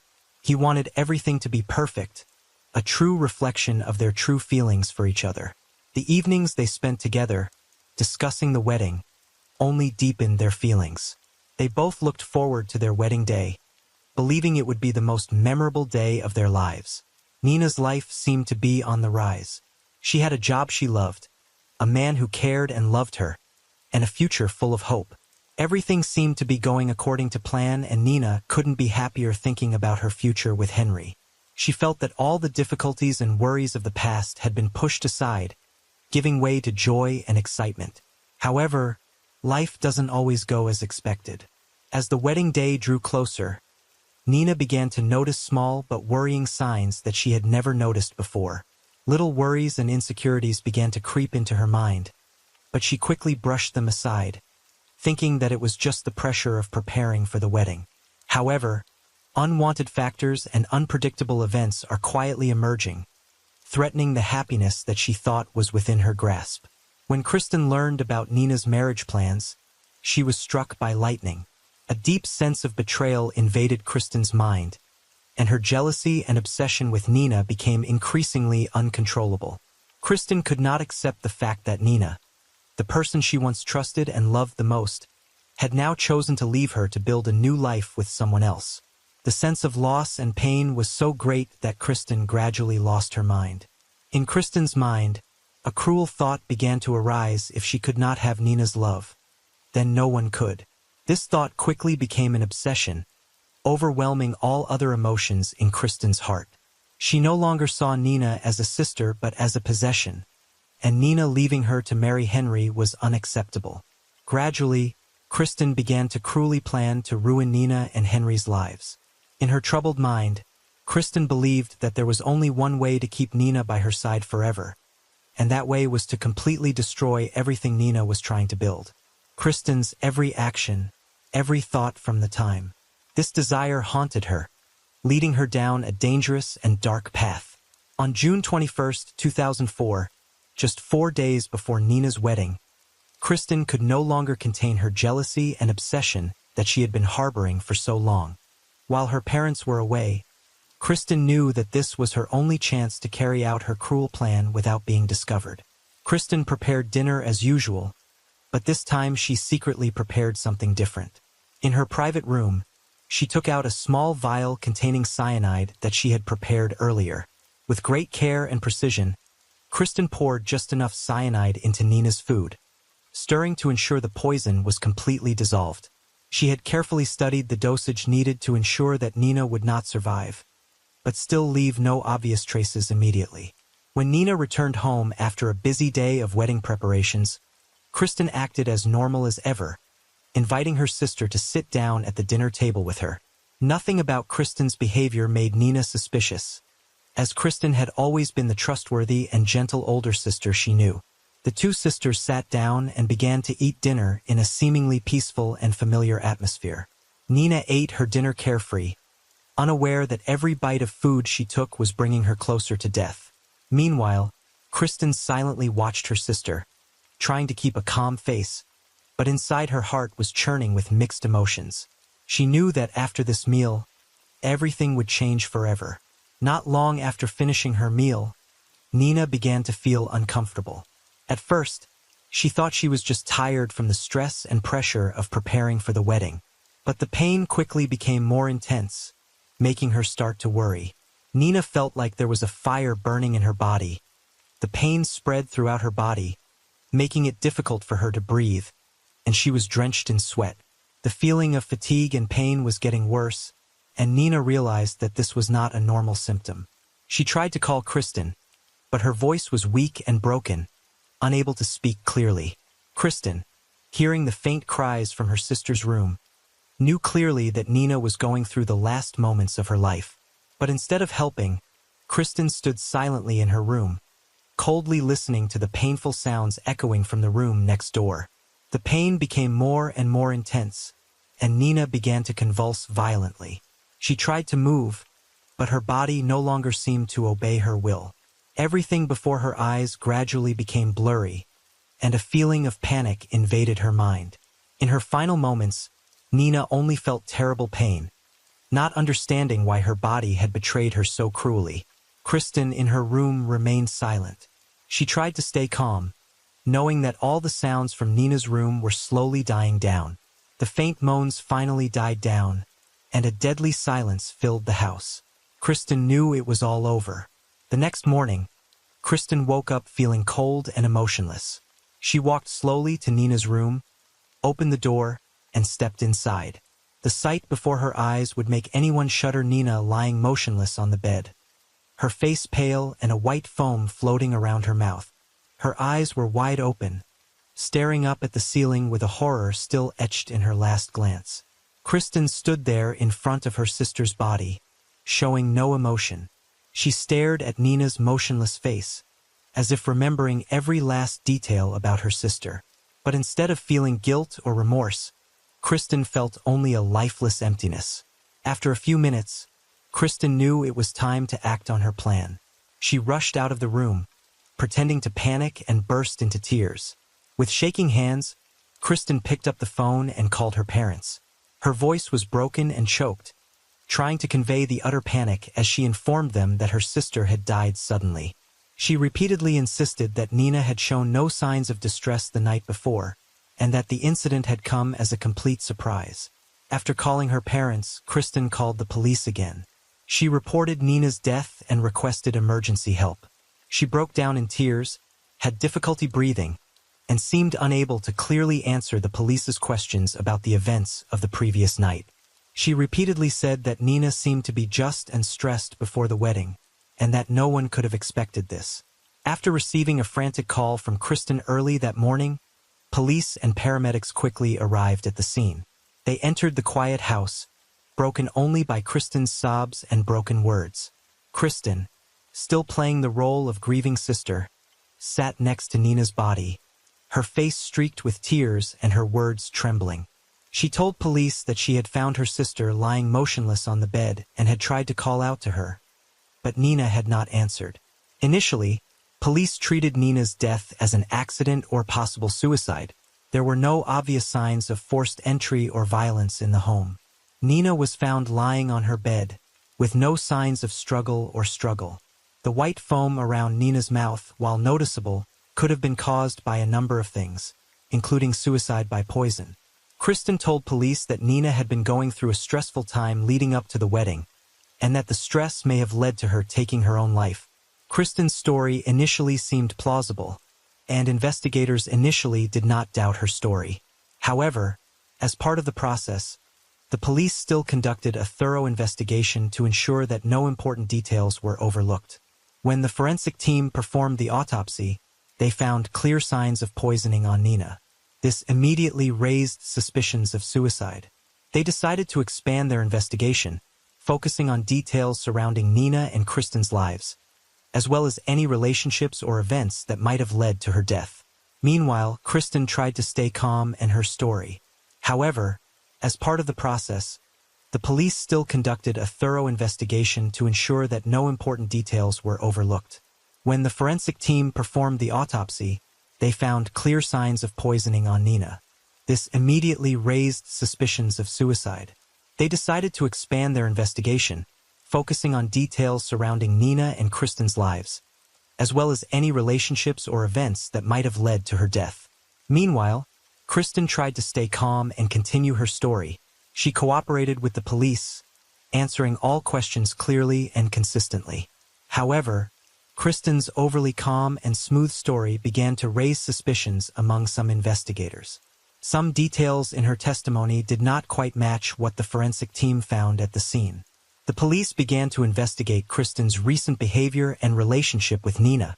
They interviewed friends and relatives of both sisters, trying to find out if there had been any conflict between the two.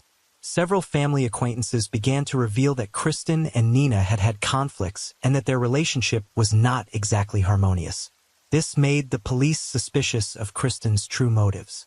In addition, when the police reviewed Kristen's transaction history and recent activities, they discovered a surprising detail. Kristen had purchased a small amount of cyanide from an online supplier just weeks before the incident. This was extremely important information because cyanide is a powerful poison, often used in intentional poisonings.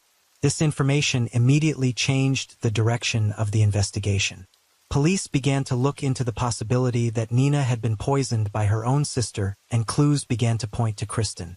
Police searched Kristen's home, looking for any evidence of cyanide use. They discovered a small vial containing a small amount of residual liquid, consistent with the type of cyanide used to kill Nina. As the evidence mounted, Kristen began to lose her cool.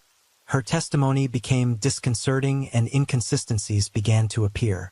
Her answers were no longer convincing, and the police realized that Kristen was trying to hide something. The pressure from the investigation gradually made Kristen lose control.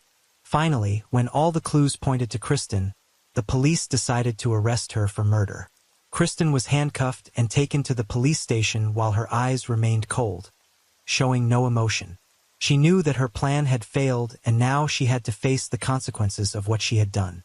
When questioned, Kristen initially remained silent, refusing to admit her crime. However, faced with undeniable evidence and pressure from the investigators, Kristen finally bowed her head and confessed. She confessed that she had been so jealous and obsessed with Nina that she could not bear to see her sister living a happy life with someone else. Kristen confessed that she had planned to kill Nina for a long time and that buying cyanide was just part of that plan. She admitted to putting poison in Nina's rice bowl for dinner that night, then sitting silently as her sister died without intervening. The coldness and cruelty of Kristen's confession made even the most experienced investigators shudder. When the true story behind Nina's death was revealed, the entire community was shocked by the horrifying truth. Kristen, who was once known as a successful fashion designer and a model sister, now revealed her cruel nature. She was convicted of aggravated murder and faced a heavy prison sentence. She was imprisoned until her trial. Kristen Brown's trial took place in late 2004, becoming an event that attracted great attention from the public and the media. It was unbelievable that a successful and famous fashion designer like Kristen could commit such a brutal crime. Numerous newspaper articles and television programs covered the case, keeping it in the public eye for an extended period of time. At trial, prosecutors presented overwhelming evidence that Kristen had planned to kill her sister. They detailed how Kristen had purchased cyanide, traces of the poison found in Nina's food, and discrepancies in Kristen's statements to police. This evidence suggested that Kristen had committed the murder with careful planning, not a spontaneous or reckless act. Although Kristen's defense attorney attempted to argue that she acted in a state of mental instability, driven by feelings of jealousy and obsession, the truth is that Kristen's actions were not justified. The prosecutor argued that regardless of her mental state, Kristen had the awareness to understand her actions and had done them intentionally and cruelly. After carefully reviewing the evidence and testimony, the court concluded that Kristen's actions were intentional and extremely cruel. Tears and excuses could not hide the fact that she had taken her sister's life in a cold and calculating manner. Kristen Brown was found guilty of first-degree murder and sentenced to life in prison without the possibility of parole. The verdict brought to a close one of the most brutal cases in the city's history, leaving her family heartbroken and the community outraged. Kristen Brown, once a shining star in the fashion world, now faces life behind the four walls of prison, carrying with her regret and guilt for the rest of her life.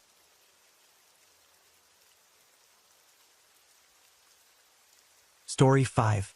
In the heart of Bergen, one of Norway's largest and most bustling cities, daily life goes on at the fast pace of a modern metropolis.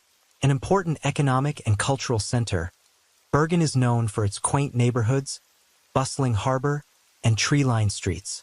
However, on April 25, 2016, the city was shaken by a horrific event, a brutal murder at the wedding of a young couple. Emma and Jonas, held in a restaurant in the heart of the city, the much-anticipated wedding quickly turned into a heartbreaking tragedy, as dark secrets and betrayals were exposed amid the solemn atmosphere, turning the happy day into an unforgettable nightmare. Jonas was born on March 15, 1989, in Bergen, a large and developed city in Norway. He grew up in a middle-class family where his parents, both teachers, placed a strong emphasis on education and instilling strong moral values in their children. From an early age, Jonas showed intelligence and a love of learning, always achieving high academic results and being loved by both his friends and teachers. After graduating from high school with excellent results, Jonas studied engineering at the University of Bergen, where he not only put in the effort in his studies, but also actively participated in social and sports activities. His talent and hard work quickly helped him establish himself in the engineering field, and after graduating, Jonas began his career at a leading engineering company in Bergen. With a strong sense of responsibility and leadership skills, Jonas quickly rose through the ranks and became a project manager at the age of 27. His career was on the rise, and he was respected by his colleagues and superiors for his dedication and strategic vision. In addition to his successful career, Jonas was also known as a caring man who always cared about his family and friends. Jonas' life seemed perfect, especially when he met and fell in love with Emma, a beautiful and intelligent girl. Emma was born on June 2, 1991 in Bergen. She grew up in a loving family, where her parents always paid special attention to their children. Emma is the youngest of 3 children, and from a young age she was raised in a warm and nurturing environment. Emma stood out from an early age with her beautiful appearance and bright smile. She attracted attention not only because of her appearance, but also because of her gentle, friendly personality and outstanding intelligence. After graduating from high school, Emma studied communications at the University of Bergen. Here, she not only worked hard in her studies, but also developed a passion for fashion and art. Emma began modeling part-time and quickly gained attention in the local fashion scene, thanks to her natural beauty and professional demeanor. After graduating from university, Emma continued to pursue a career in communications and marketing. She worked at a large advertising agency in Bergen and quickly rose through the ranks thanks to her talent and creativity. Before meeting Jonas, Emma had a deep relationship with Bram, a man 3 years her senior. Their relationship began when Emma was still in college and quickly developed into a passionate love. Bram was a charming and passionate man, and he made Emma fall head over heels in love. They had many wonderful memories together, and Emma believed that Bram was the one she would spend the rest of her life with. However, this relationship did not last forever. After a few years together, the differences in lifestyle and future goals gradually caused them to drift apart. Bram wanted to pursue a career and a free life, while Emma began to desire stability and a more sustainable future. In the end, they decided to break up, although their feelings for each other were still very strong. The breakup with Bram left Emma with a deep wound, but she tried to overcome it and focus on her career. Despite the breakup, Bram always held a special place in her heart, and they kept in touch after that. When Emma meets Jonas, she believes she has found the perfect man to build a new life with. But Bram's reappearance in Emma's life, just before their wedding day, opens up old feelings and lays the groundwork for tragedy to come. After breaking up with Bram, Emma felt empty and sad. In a moment of weakness, she posted a sad status on social media, sharing her pain. Unexpectedly, this status attracted the attention of Jonas, a talented young engineer who happened to see the post while scrolling through. Jonas was attracted by the beauty and sincerity in Emma's sharing. Although he had never met her, he felt a special connection with this girl. Deciding to learn more about Emma, Jonas started following her personal page, and after a few days, he decided to send her a comforting message. At first, it was just words of encouragement and sharing about life, but their conversations gradually became more frequent and intimate. Through hours of online conversations every day, Jonas and Emma began to get to know each other better. They shared stories about their lives, their jobs, and their dreams. They realized that they had a lot in common, and gradually a romantic relationship blossomed from text messages. Soon, Jonas decided to meet Emma in real life. They chose a cozy cafe in the city for their first meeting. The meeting went better than expected as they quickly felt comfortable and connected. The dates became more frequent, and their feelings for each other grew deeper. After dating for a while, Jonas and Emma decided to go on vacation together at a beautiful seaside resort. This trip not only helped them understand each other better, but also strengthened their feelings. In a romantic moment on the beach at sunset, Jonas knelt down and proposed to Emma. She agreed without hesitation, filled with happiness. From then on, they started planning their wedding, hoping to build a new life full of happiness together. Although she accepted Jonas' proposal and was preparing for the big day, Emma still could not forget the memories with Bram, her ex-lover. Although she loved Jonas very much and cherished their current relationship, the deep feelings she once had for Bram still left an indelible mark in her heart. In a moment of weakness and longing, Emma secretly texted Bram, the man she had once loved deeply. In the text, she shared with Bram that she was about to marry Jonas, but also expressed her longing and desire to see him one last time before moving on to her new life. Emma hoped that this meeting would help her find clarity and close the old chapter in her life. However, she did not expect that these actions would lead to unforeseen consequences when Bram accepted her invitation to meet, and from there, a series of unexpected events began to take place, leading to tragedy on the wedding day. Emma's complicated emotions and hesitation between the past and the present created a dangerous situation. Filled with mixed emotions, Emma decided to meet Bram one last time before officially entering into married life with Jonas. Although she knew that this might be a mistake, she could not resist the urge from her heart, which still held sweet memories of their old love. Emma and Bram arranged to meet at a small hotel, hidden in a quiet corner of Bergen. That afternoon they spent time together, recalling old memories and sharing the feelings they had both had. The closeness and familiarity between them quickly turned into affectionate and passionate gestures, as if time had turned back and everything between them had not changed at all. They spend the afternoon cuddling, indulging in emotional moments, despite the fact that Emma is about to become Jonas' wife.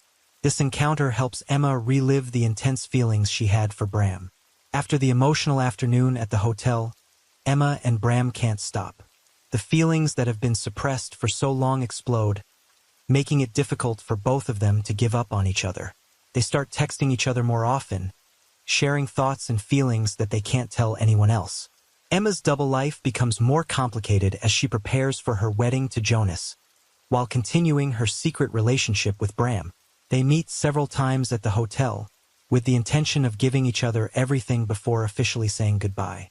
Each time they meet, they sink deeper into this passionate but dangerous relationship. Emma gave her entire body to Bram that should have belonged only to Jonas. Emma and Bram know that they cannot maintain this relationship forever, and that sooner or later it will all have to end when Emma gets married. However, both of them cannot resist each other, and each encounter makes it harder for them to leave. In Emma's mind, she loves Jonas but cannot let go of Bram, creating a vicious cycle of inner conflict. This relationship, although hidden, eventually cannot avoid the light. Jonas, who is usually calm and thoughtful, soon notices small changes in Emma's behavior. He becomes suspicious when he sees her texting frequently and seems to have secrets that she does not want to share. Soon, Jonas discovers that Emma is secretly seeing Bram, her ex-lover. Although heartbroken and angry, Jonas does not reveal his feelings immediately. Instead, he decides to secretly follow her to find out the whole truth. Jonas uses a large sum of money to bribe the hotel staff where Emma and Bram often meet. With their help, he secretly places a hidden camera in the hotel room they often visit. The camera records all the intimate scenes between Emma and Bram, providing Jonas with undeniable evidence of his fiancée's betrayal. Despite knowing the painful truth, Jonas does not immediately confront Emma. He decides to wait until the wedding day to reveal everything, turning their big day into a drama that he himself directs. Jonas knows that Emma and Bram's betrayal will cost them, but he wants to wait until the right time to act. The suppressed emotions and pain of betrayal gradually change Jonas into a different person, ready to take revenge in the most brutal way. Finally, Emma and Jonas' wedding day arrived with their family, friends, and loved ones in attendance. The ceremony was held at a fancy restaurant in the city center, where every detail had been carefully planned to create a romantic and memorable atmosphere for the couple. However, behind the calm exterior, Jonas had prepared a plan that no one could have expected. With evidence of Emma's betrayal in hand, he decided to turn things around at the exact moment when she could not resist. As the ceremony progressed, everyone couldn't help but marvel at how perfect the couple looked. Emma, in her gorgeous wedding dress, and Jonas, in his elegant tuxedo, seemed like the perfect couple in everyone's eyes. But when it came time to give their speeches, Jonas took the stage with a knowing smile. He began by thanking his family and friends for coming to celebrate with them. Then, with a sudden change in tone, Jonas announced that he had a special gift to share with everyone. He signaled the restaurant staff to turn off the lights and turn on the big screen. The images began to appear, and the entire room fell silent as a video of Emma and Bram's intimate moments appeared on the screen. The intimate moments in the hotel that they thought would forever be a secret were now exposed to everyone. Emma was stunned, unable to believe what was happening. She was completely out of control and unable to give any explanation under the shocked and angry eyes of her friends and family. Bram, although not present at the ceremony, could not escape the humiliation when their secret relationship was brutally exposed. Jonas, after turning everything upside down, stood there looking at Emma with cold eyes. The wedding day, instead of being the happiest day of her life, had turned into a nightmare from which she could not escape. And that was also the moment when Jonas, in his rage and pain, decided to end everything in the most cruel way. As the video ended, the atmosphere in the restaurant became heavy and tense. Emma, in shock and remorse, could only cry and apologize to Jonas, admitting everything she had done. She tried to explain, trying to seek forgiveness from the person she had loved and was prepared to spend the rest of her life with. However, her apologies only added fuel to the fire of anger burning inside Jonas. In a fit of uncontrollable rage, Jonas approached Emma, and what happened next sent shivers down everyone's spines at the ceremony.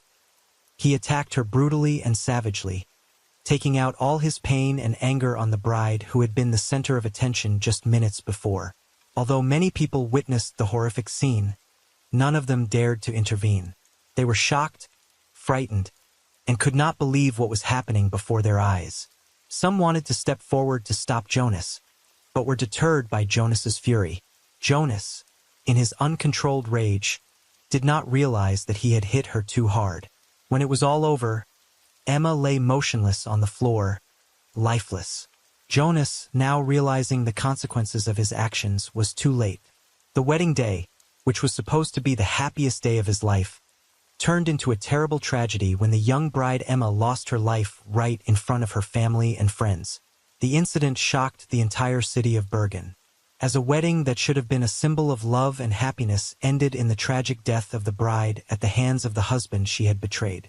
As soon as Emma collapsed and lay motionless on the restaurant floor, screams and panic began to ring out from the guests. Some people regained their senses and immediately called the police. Within minutes, the police were on the scene to control the situation and ensure the safety of those present. Jonas, still in shock after realizing he had caused Emma's death, did not resist the police.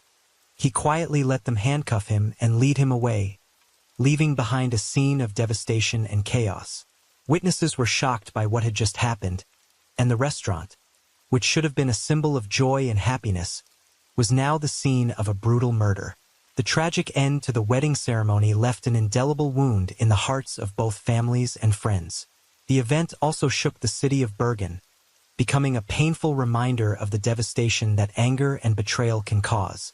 The horrific murder on the wedding day not only shocked the local community but also quickly attracted the attention of the media nationwide. Within hours of the incident, major newspapers and television channels reported on the incident, making it one of the hottest news stories of the day. Images from the scene, along with the dramatic story of love triangle, betrayal, and rage, quickly spread across the media. Reporters gathered in front of the restaurant, at the police station, and even in front of the homes of the victim and the perpetrator's families, trying to gather more information about the incident. The public, fascinated by this tragic story, kept up with the latest developments. The story of Emma, Jonas, and Bram became a topic of discussion not only in newspapers but also on social networks, where people constantly discussed and debated the causes and consequences of the case. The incident sparked heated debates about love, betrayal, and the fragile line between reason and emotion, when actions, outbursts, and anger can lead to unforeseen consequences. Emma's funeral took place in a gloomy and heavy atmosphere. Friends and relatives came to the church to say goodbye to her for the last time, but no one could hide their pain and shock at the tragic death of the young bride. The white flowers placed around the coffin were a symbol of the purity and innocence that Emma once displayed, but now became an ironic image of her cruel fate. Bram, Emma's former lover, also appeared at the ceremony, his face filled with pain and regret. Although he tried to remain calm, his eyes could not hide the torment as he stood before the coffin of the woman he loved. However, Bram's appearance was not warmly welcomed. Instead, he was met with critical looks and whispers from those around him. People gossiped about Bram's responsibility in this tragedy, about the ambiguous relationship he had maintained with Emma, and about his role in leading to her death. Although Bram did not directly cause Emma's death, he could not escape the condemnation of the community, who believed that their extramarital relationship was the main cause of the tragedy. Bram stood there, silently enduring the gossip and judgmental looks, knowing that he would have to live with the burden of this incident for the rest of his life. Jonah's trial attracted a great deal of public and media attention. Held in the Central Bergen courthouse, the trial quickly became the focus of national attention, with reporters, journalists, and interested citizens flocking to follow every development. Jonas was charged with murder, and although his actions were in a fit of rage, the court had to give a fair hearing to the overwhelming evidence that he had caused Emma's death. The prosecution focused on proving that Jonas had planned to expose Emma's betrayal on the wedding day, and although his lack of intent to kill was initially cited as a mitigating factor, the cruelty of his actions was undeniable. Jonas, in court, did not attempt to defend his actions. He admitted everything from discovering Emma's betrayal to bribing the hotel staff and installing cameras to record evidence. However, he stressed that he had no intention of killing Emma, but only wanted her and Bram to be held accountable for the truth. He expressed deep remorse for what had happened, and that Emma's loss was an unforgettable pain for him. Jonas' defense attorney tried to mitigate his sentence by citing Jonas' unstable mental state at the time of the incident, that he was deeply traumatized and had no control over his actions. However, the prosecution insisted that, under any circumstances, violence that results in the death of another person must be punished appropriately. In the end, after many days of debate, the court convicted Jonas of murder. The sentence was 20 years in prison, with the possibility of parole after 15 years if he showed good behavior. The trial ended in heavy silence as Jonas was led away, leaving behind a tragic case and irreparable loss. This event not only ended Emma's life, but also destroyed Jonas' future and left a deep wound in the community.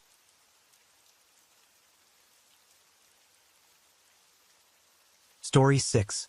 In January 2025, a seismic piece of news rocked South Korea's judicial system. A prisoner serving a life sentence was declared innocent in a retrial and released after 25 years behind bars. This case not only shattered records for the longest wrongful imprisonment overturned in South Korea, but also marked the first time a lifer was set free. Astonishingly, the person who walked out of that prison was a young woman with a slight frame. So what exactly did she endure? Why was her youth stolen within the confines of a cell? Let's rewind 25 years to unravel this story from its roots. On the early morning of March 7, 2000 at 5:50 a.m., a villager stumbled upon a man's body lying lifeless on a road near a bus stop in Wando, a small town in South Jeolla Province, South Korea. Police arrived at the scene and identified the victim as Kim Jae-hoon, a 52-year-old man with a level 3 disability, living roughly 4.3 miles from the bus stop. Scattered near the body were shards of a car's signal light, leading authorities to initially classify the incident as a hit and run. But something didn't add up. If the collision was forceful enough to shatter a car's light, the victim's body should have shown visible external injuries, perhaps even broken bones. Yet, the forensic report revealed no external trauma or internal hemorrhaging. Instead, it uncovered a blood alcohol level of 0.303% and traces of doxylamine at a concentration of 13.02 micrograms per milliliter. Was such a high alcohol level enough to render someone incapacitated and a physical disability affecting his mobility? How could Kim Jae-hoon have traveled 4.3 miles from his home to the bus stop?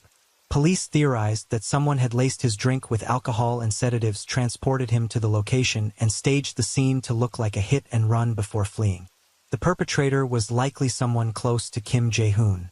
Days later, on the morning of March 9th, the victim's eldest daughter, Kim Shin-hee, walked into the police station and confessed. She claimed she was the one who had taken her father's life.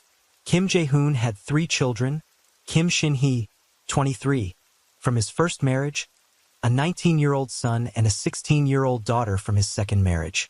Kim Shin-hee, a stage actress living in Seoul, appeared to come from a harmonious family, at least to outsiders. The news of her confession stunned the village.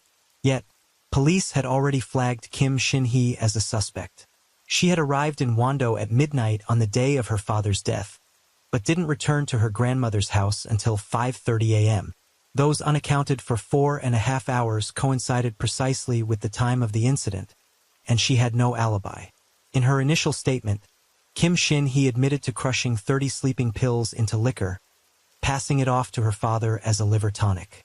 After he drank it, she took him for a drive. As the drugs took effect, she abandoned him on the road near the bus stop, staged the scene as a hit and run, and fled back to her grandmother's house.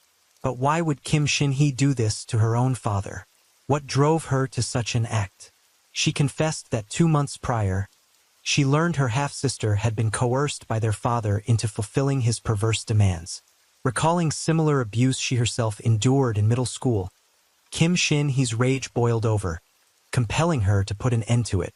Compounding suspicions, police discovered that Kim Shin-hee had recently purchased 8 accident insurance policies in her father's name, with premiums totaling approximately $250, equivalent to $350,000 KRW in 2000, a significant sum at the time. Was financial gain another motive? Kim Shin-hee's mother-in-law, with no alibi, insurance policies, a clear motive, and incriminating evidence, all signs pointed to Kim Shin-hee as the culprit. Just when it seemed the case was closed, Kim Shin-hee abruptly changed her story. During a crime scene reenactment, she recanted, vehemently denying poisoning her father and disavowing her earlier statement about his behavior. Was this a desperate attempt to evade justice, or was there a deeper miscarriage at play? The case's trajectory grew murky once more. Kim Shin-hee claimed her initial confession was coerced, not voluntary. She recounted that on the night of March 8th, during her father's funeral, her uncle-in-law pulled her aside and said, "Your brother did this to your father. If you don't take the fall for him, he'll be in serious trouble." Under this pressure, she went to the police and falsely confessed. In reality, her brother had a solid alibi that night, ruling him out as a suspect. Further investigation revealed that the story of their father's abusive behavior was fabricated by older family members, who pressured the siblings to lie. They claimed it would secure Kim Shin-hee leniency or even acquittal. The younger siblings, naive and overwhelmed by their elders, complied. As this narrative spread, the villagers' perception shifted. Locals began sympathizing with Kim Shin-hee, even petitioning for her sentence to be reduced. But how could she explain arriving in Wando on the exact day of her father's death? And what about those 4 unaccounted hours? Facing police scrutiny, Kim Shin-hee provided a detailed account of her movements before and after the incident, insisting the timeline was verifiable. She explained that on March 1st, a week before the crime, she and her brother drove from Seoul to Wando. They planned to return the same day, but her brother decided to stay longer at their grandmother's. Kim Shin-hee returned to Seoul alone. Coincidentally, on March 5th, she planned to visit Gwangju, near Wando, for a friend's housewarming party, intending to pick up her brother afterward. But that morning, her parked car was inexplicably damaged in a collision. The repairs delayed her plans, forcing her to cancel the party and apologize to her friends, who proceeded without her. Unable to attend, she also scrapped plans to pick up her brother. When she offered to send him money for a bus back to Seoul, he insisted she come get him. Relenting, Kim Shin-hee rented a car and left for Wando at 6 p.m. on March 6th. She arranged to meet local friends Park and Kwan that evening to catch up. En route, at the Taejun rest stop, she called her father to say she was on her way.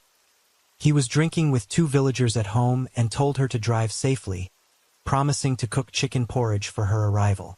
The 2 villagers confirmed this. They overheard Kim Jae-hoon speaking with his daughter, who urged him to stop drinking. They described their relationship as warm, noting Kim Shin-hee's frequent concern for her disabled father's health. Police later verified that Kim Shin-hee arrived in Wando at 12:55 a.m. on March 7th, captured by a checkpoint camera. Kim Shin-hee explained that she didn't return home immediately because she wanted to meet old friends first. At 1 a.m., she used a public phone booth at the village's edge to call Park and Kwan privately. But given the late hour, her friends declined to meet, citing the impracticality of going out in the middle of the night. So Kim Shin-hee called her grandmother's house.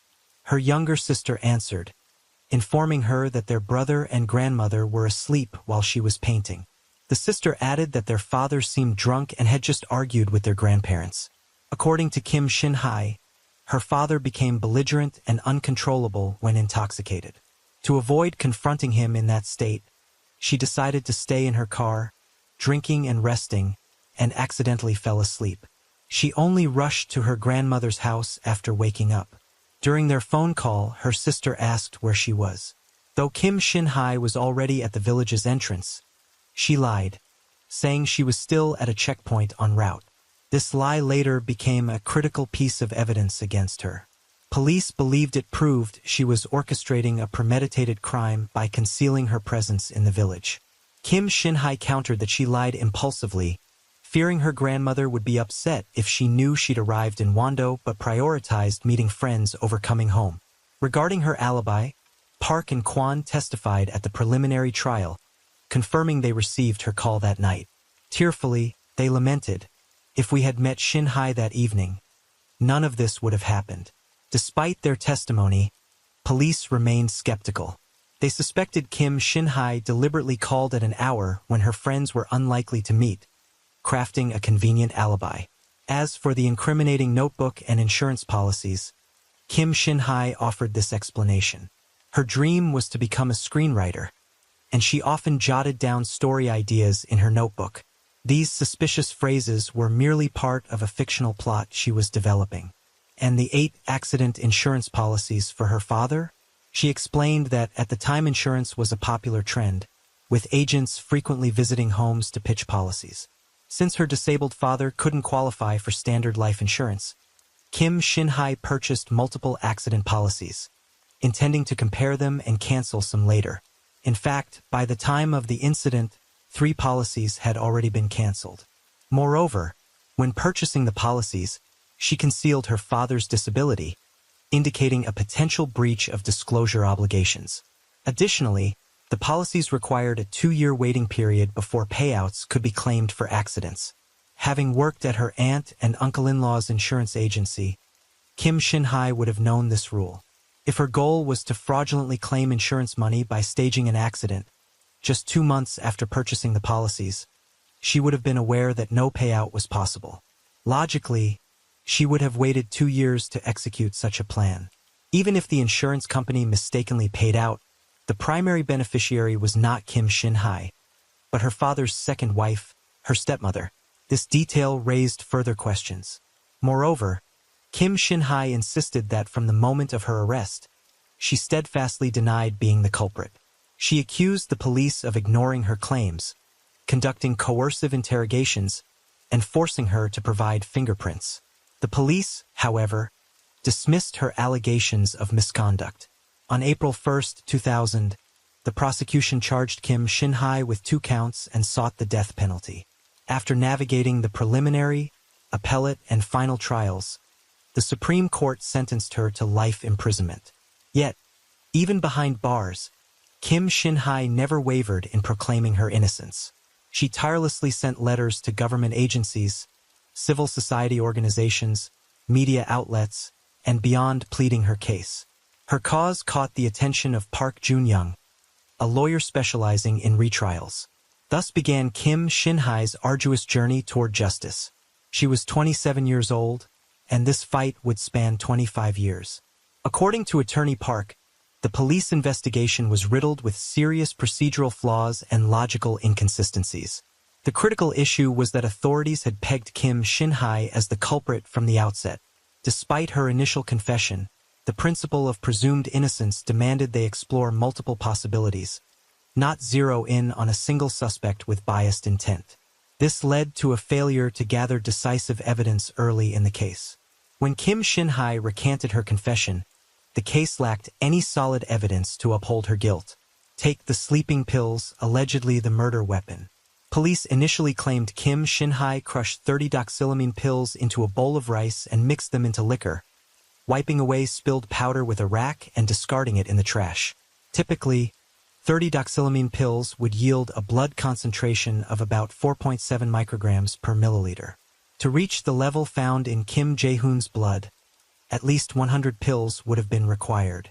So, where did Kim Shin-hai acquire such a large quantity of pills? Police found no evidence of purchase nor traces of the drug in the rice bowl or rag at the house. Even the bottle of liquor Kim Jae-hoon supposedly drank from and the glass were never recovered. Crushing so many pills into powder would likely leave visible residue in the liquor. Wouldn't Kim Jae-hoon have grown suspicious seeing such a drink? Even if he consumed it without question, the dose would have induced immediate unconsciousness. How could he have walked downstairs and gotten into a car for a drive? Moreover, Kim Jae-hoon was not a small man, unlike Kim Shin-hae, who stood 5 feet 1 inch and weighed 84 pounds.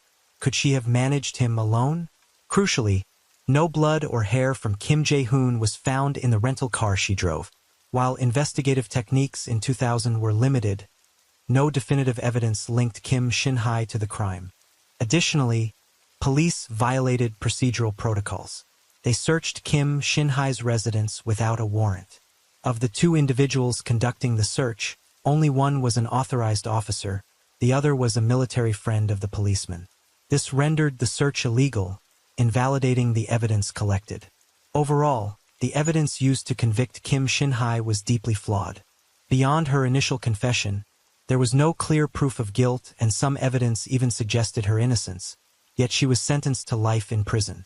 As the case gained media attention, it sparked heated public debate.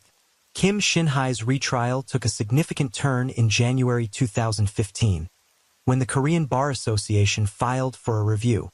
15 years had passed since the incident. In November 2015, the Gwangju District Court approved the retrial request. This marked the first time a lifer in South Korea was granted a retrial. However, the prosecution's appeal led to a complex and protracted legal process. It wasn't until 2018 that the retrial was officially confirmed. Kim Shin-hae then endured another 7 years of waiting. On January 6, 2025, the prolonged retrial reached a pivotal moment. The court declared Kim Shin-hae not guilty. It ruled that the illegally obtained evidence was inadmissible and no decisive proof established her guilt. The court also acknowledged that her initial confession could have been coerced, leading to her acquittal. Thus, the suspect arrested in 2000 and sentenced to life imprisonment walked out of prison in 2025. However, the prosecution rejected the not guilty verdict and filed an appeal. Kim Shin-hae will attend the appellate trial while out on bail. If she is acquitted in both the appellate and final trials, she will become South Korea's longest, D5 longest, wrongfully imprisoned person. Under current law, she would be eligible for criminal and state compensation amounting to millions of US dollars. In February 2025, the Korean investigative program Unanswered Questions aired a follow-up interview about the case, revealing details of Kim Shin-hae's life after release. The episode garnered significant public attention. Living with her brother, her sole guardian, Kim Shin-hae exhibited severe paranoia. She claimed to be a Russian royal and the heir to a Chinese billionaire, insisting she faced no punishment and didn't need to attend trials. She declared her brother had long been dead, replaced by a North Korean dictator monitoring her, among other shocking statements. Her inconsistent and perplexing claims were accompanied by erratic behavior, such as showing reporters a notebook filled with cryptic symbols which she insisted proved her father, Kim Jae-hoon, had kidnapped her. One day, Kim Shin-hae packed her backpack and fled her brother's home. Reporters struggled to locate her at a police station, where she refused to return, claiming everything was a setup to harm her and that she needed to escape to China. Experts believe her paranoia began around 2017 to 2018. After the 2015 retrial approval, her high hopes for freedom turned to despair as the process dragged on. Losing trust in others, she developed a defensive mindset, believing everyone was conspiring against her. During her 10-year retrial fight, her paranoia led her to fire attorney Park Jun-young 11 times. Each time, her brother rehired him outside court, further delaying the process. Throughout her 25 years in prison, Kim Shin-hae relentlessly proclaimed her innocence. She requested solitary confinement, rarely interacted with other inmates, and wrote incessantly about her wrongful conviction. The grueling years took a toll, making mental health challenges almost inevitable. Her family fears her unpredictable behavior could lead to dangerous outcomes. Consequently, She was admitted to a psychiatric hospital for monitoring and treatment. Experts warn that if her condition doesn't improve, future trials may proceed without her presence. Though free from prison, Kim Shin-hai has not reclaimed true freedom. Her 25 years of incarceration stole not only her youth, but also her ability to live a normal life. With her acquittal, Kim Jae-hoon's case remains an unsolved mystery fraught with lingering questions. Consider the uncle-in-law, who rarely interacted with Kim Shin-hai's family and shared no blood ties. Why did he involve himself so deeply in this case? Between Kim Shin-hai and her uncle-in-law, one of them must be lying. So who is the one twisting the truth? Another perplexing question. Even if her uncle-in-law pressured Kim Shin-hai to confess on behalf of her brother, why did she comply without resistance? Was her love for her half-brother so profound? This decision raises profound suspicions. If the uncle-in-law was the one fabricating, what could his motive have been? He had no apparent conflicts of interest with Kim Jae-hoon, and on the night of the incident, he had a solid alibi, lacking both motive and opportunity to commit the crime. So, if neither the uncle-in-law nor Kim Shin-hai was the perpetrator who orchestrated this crime and concealed it for 25 years. Of course, the court's not guilty verdict only establishes that there's insufficient evidence to convict Kim Shin-hai, not that she is entirely innocent. Even with an acquittal, escaping the shadow of public suspicion remains a daunting challenge. Her initial confession, the questionable insurance policies, the 4-hour gap without an alibi after arriving in Wando, the cryptic entries in her notebook, these elements leave a haunting question mark and a deep sense of regret.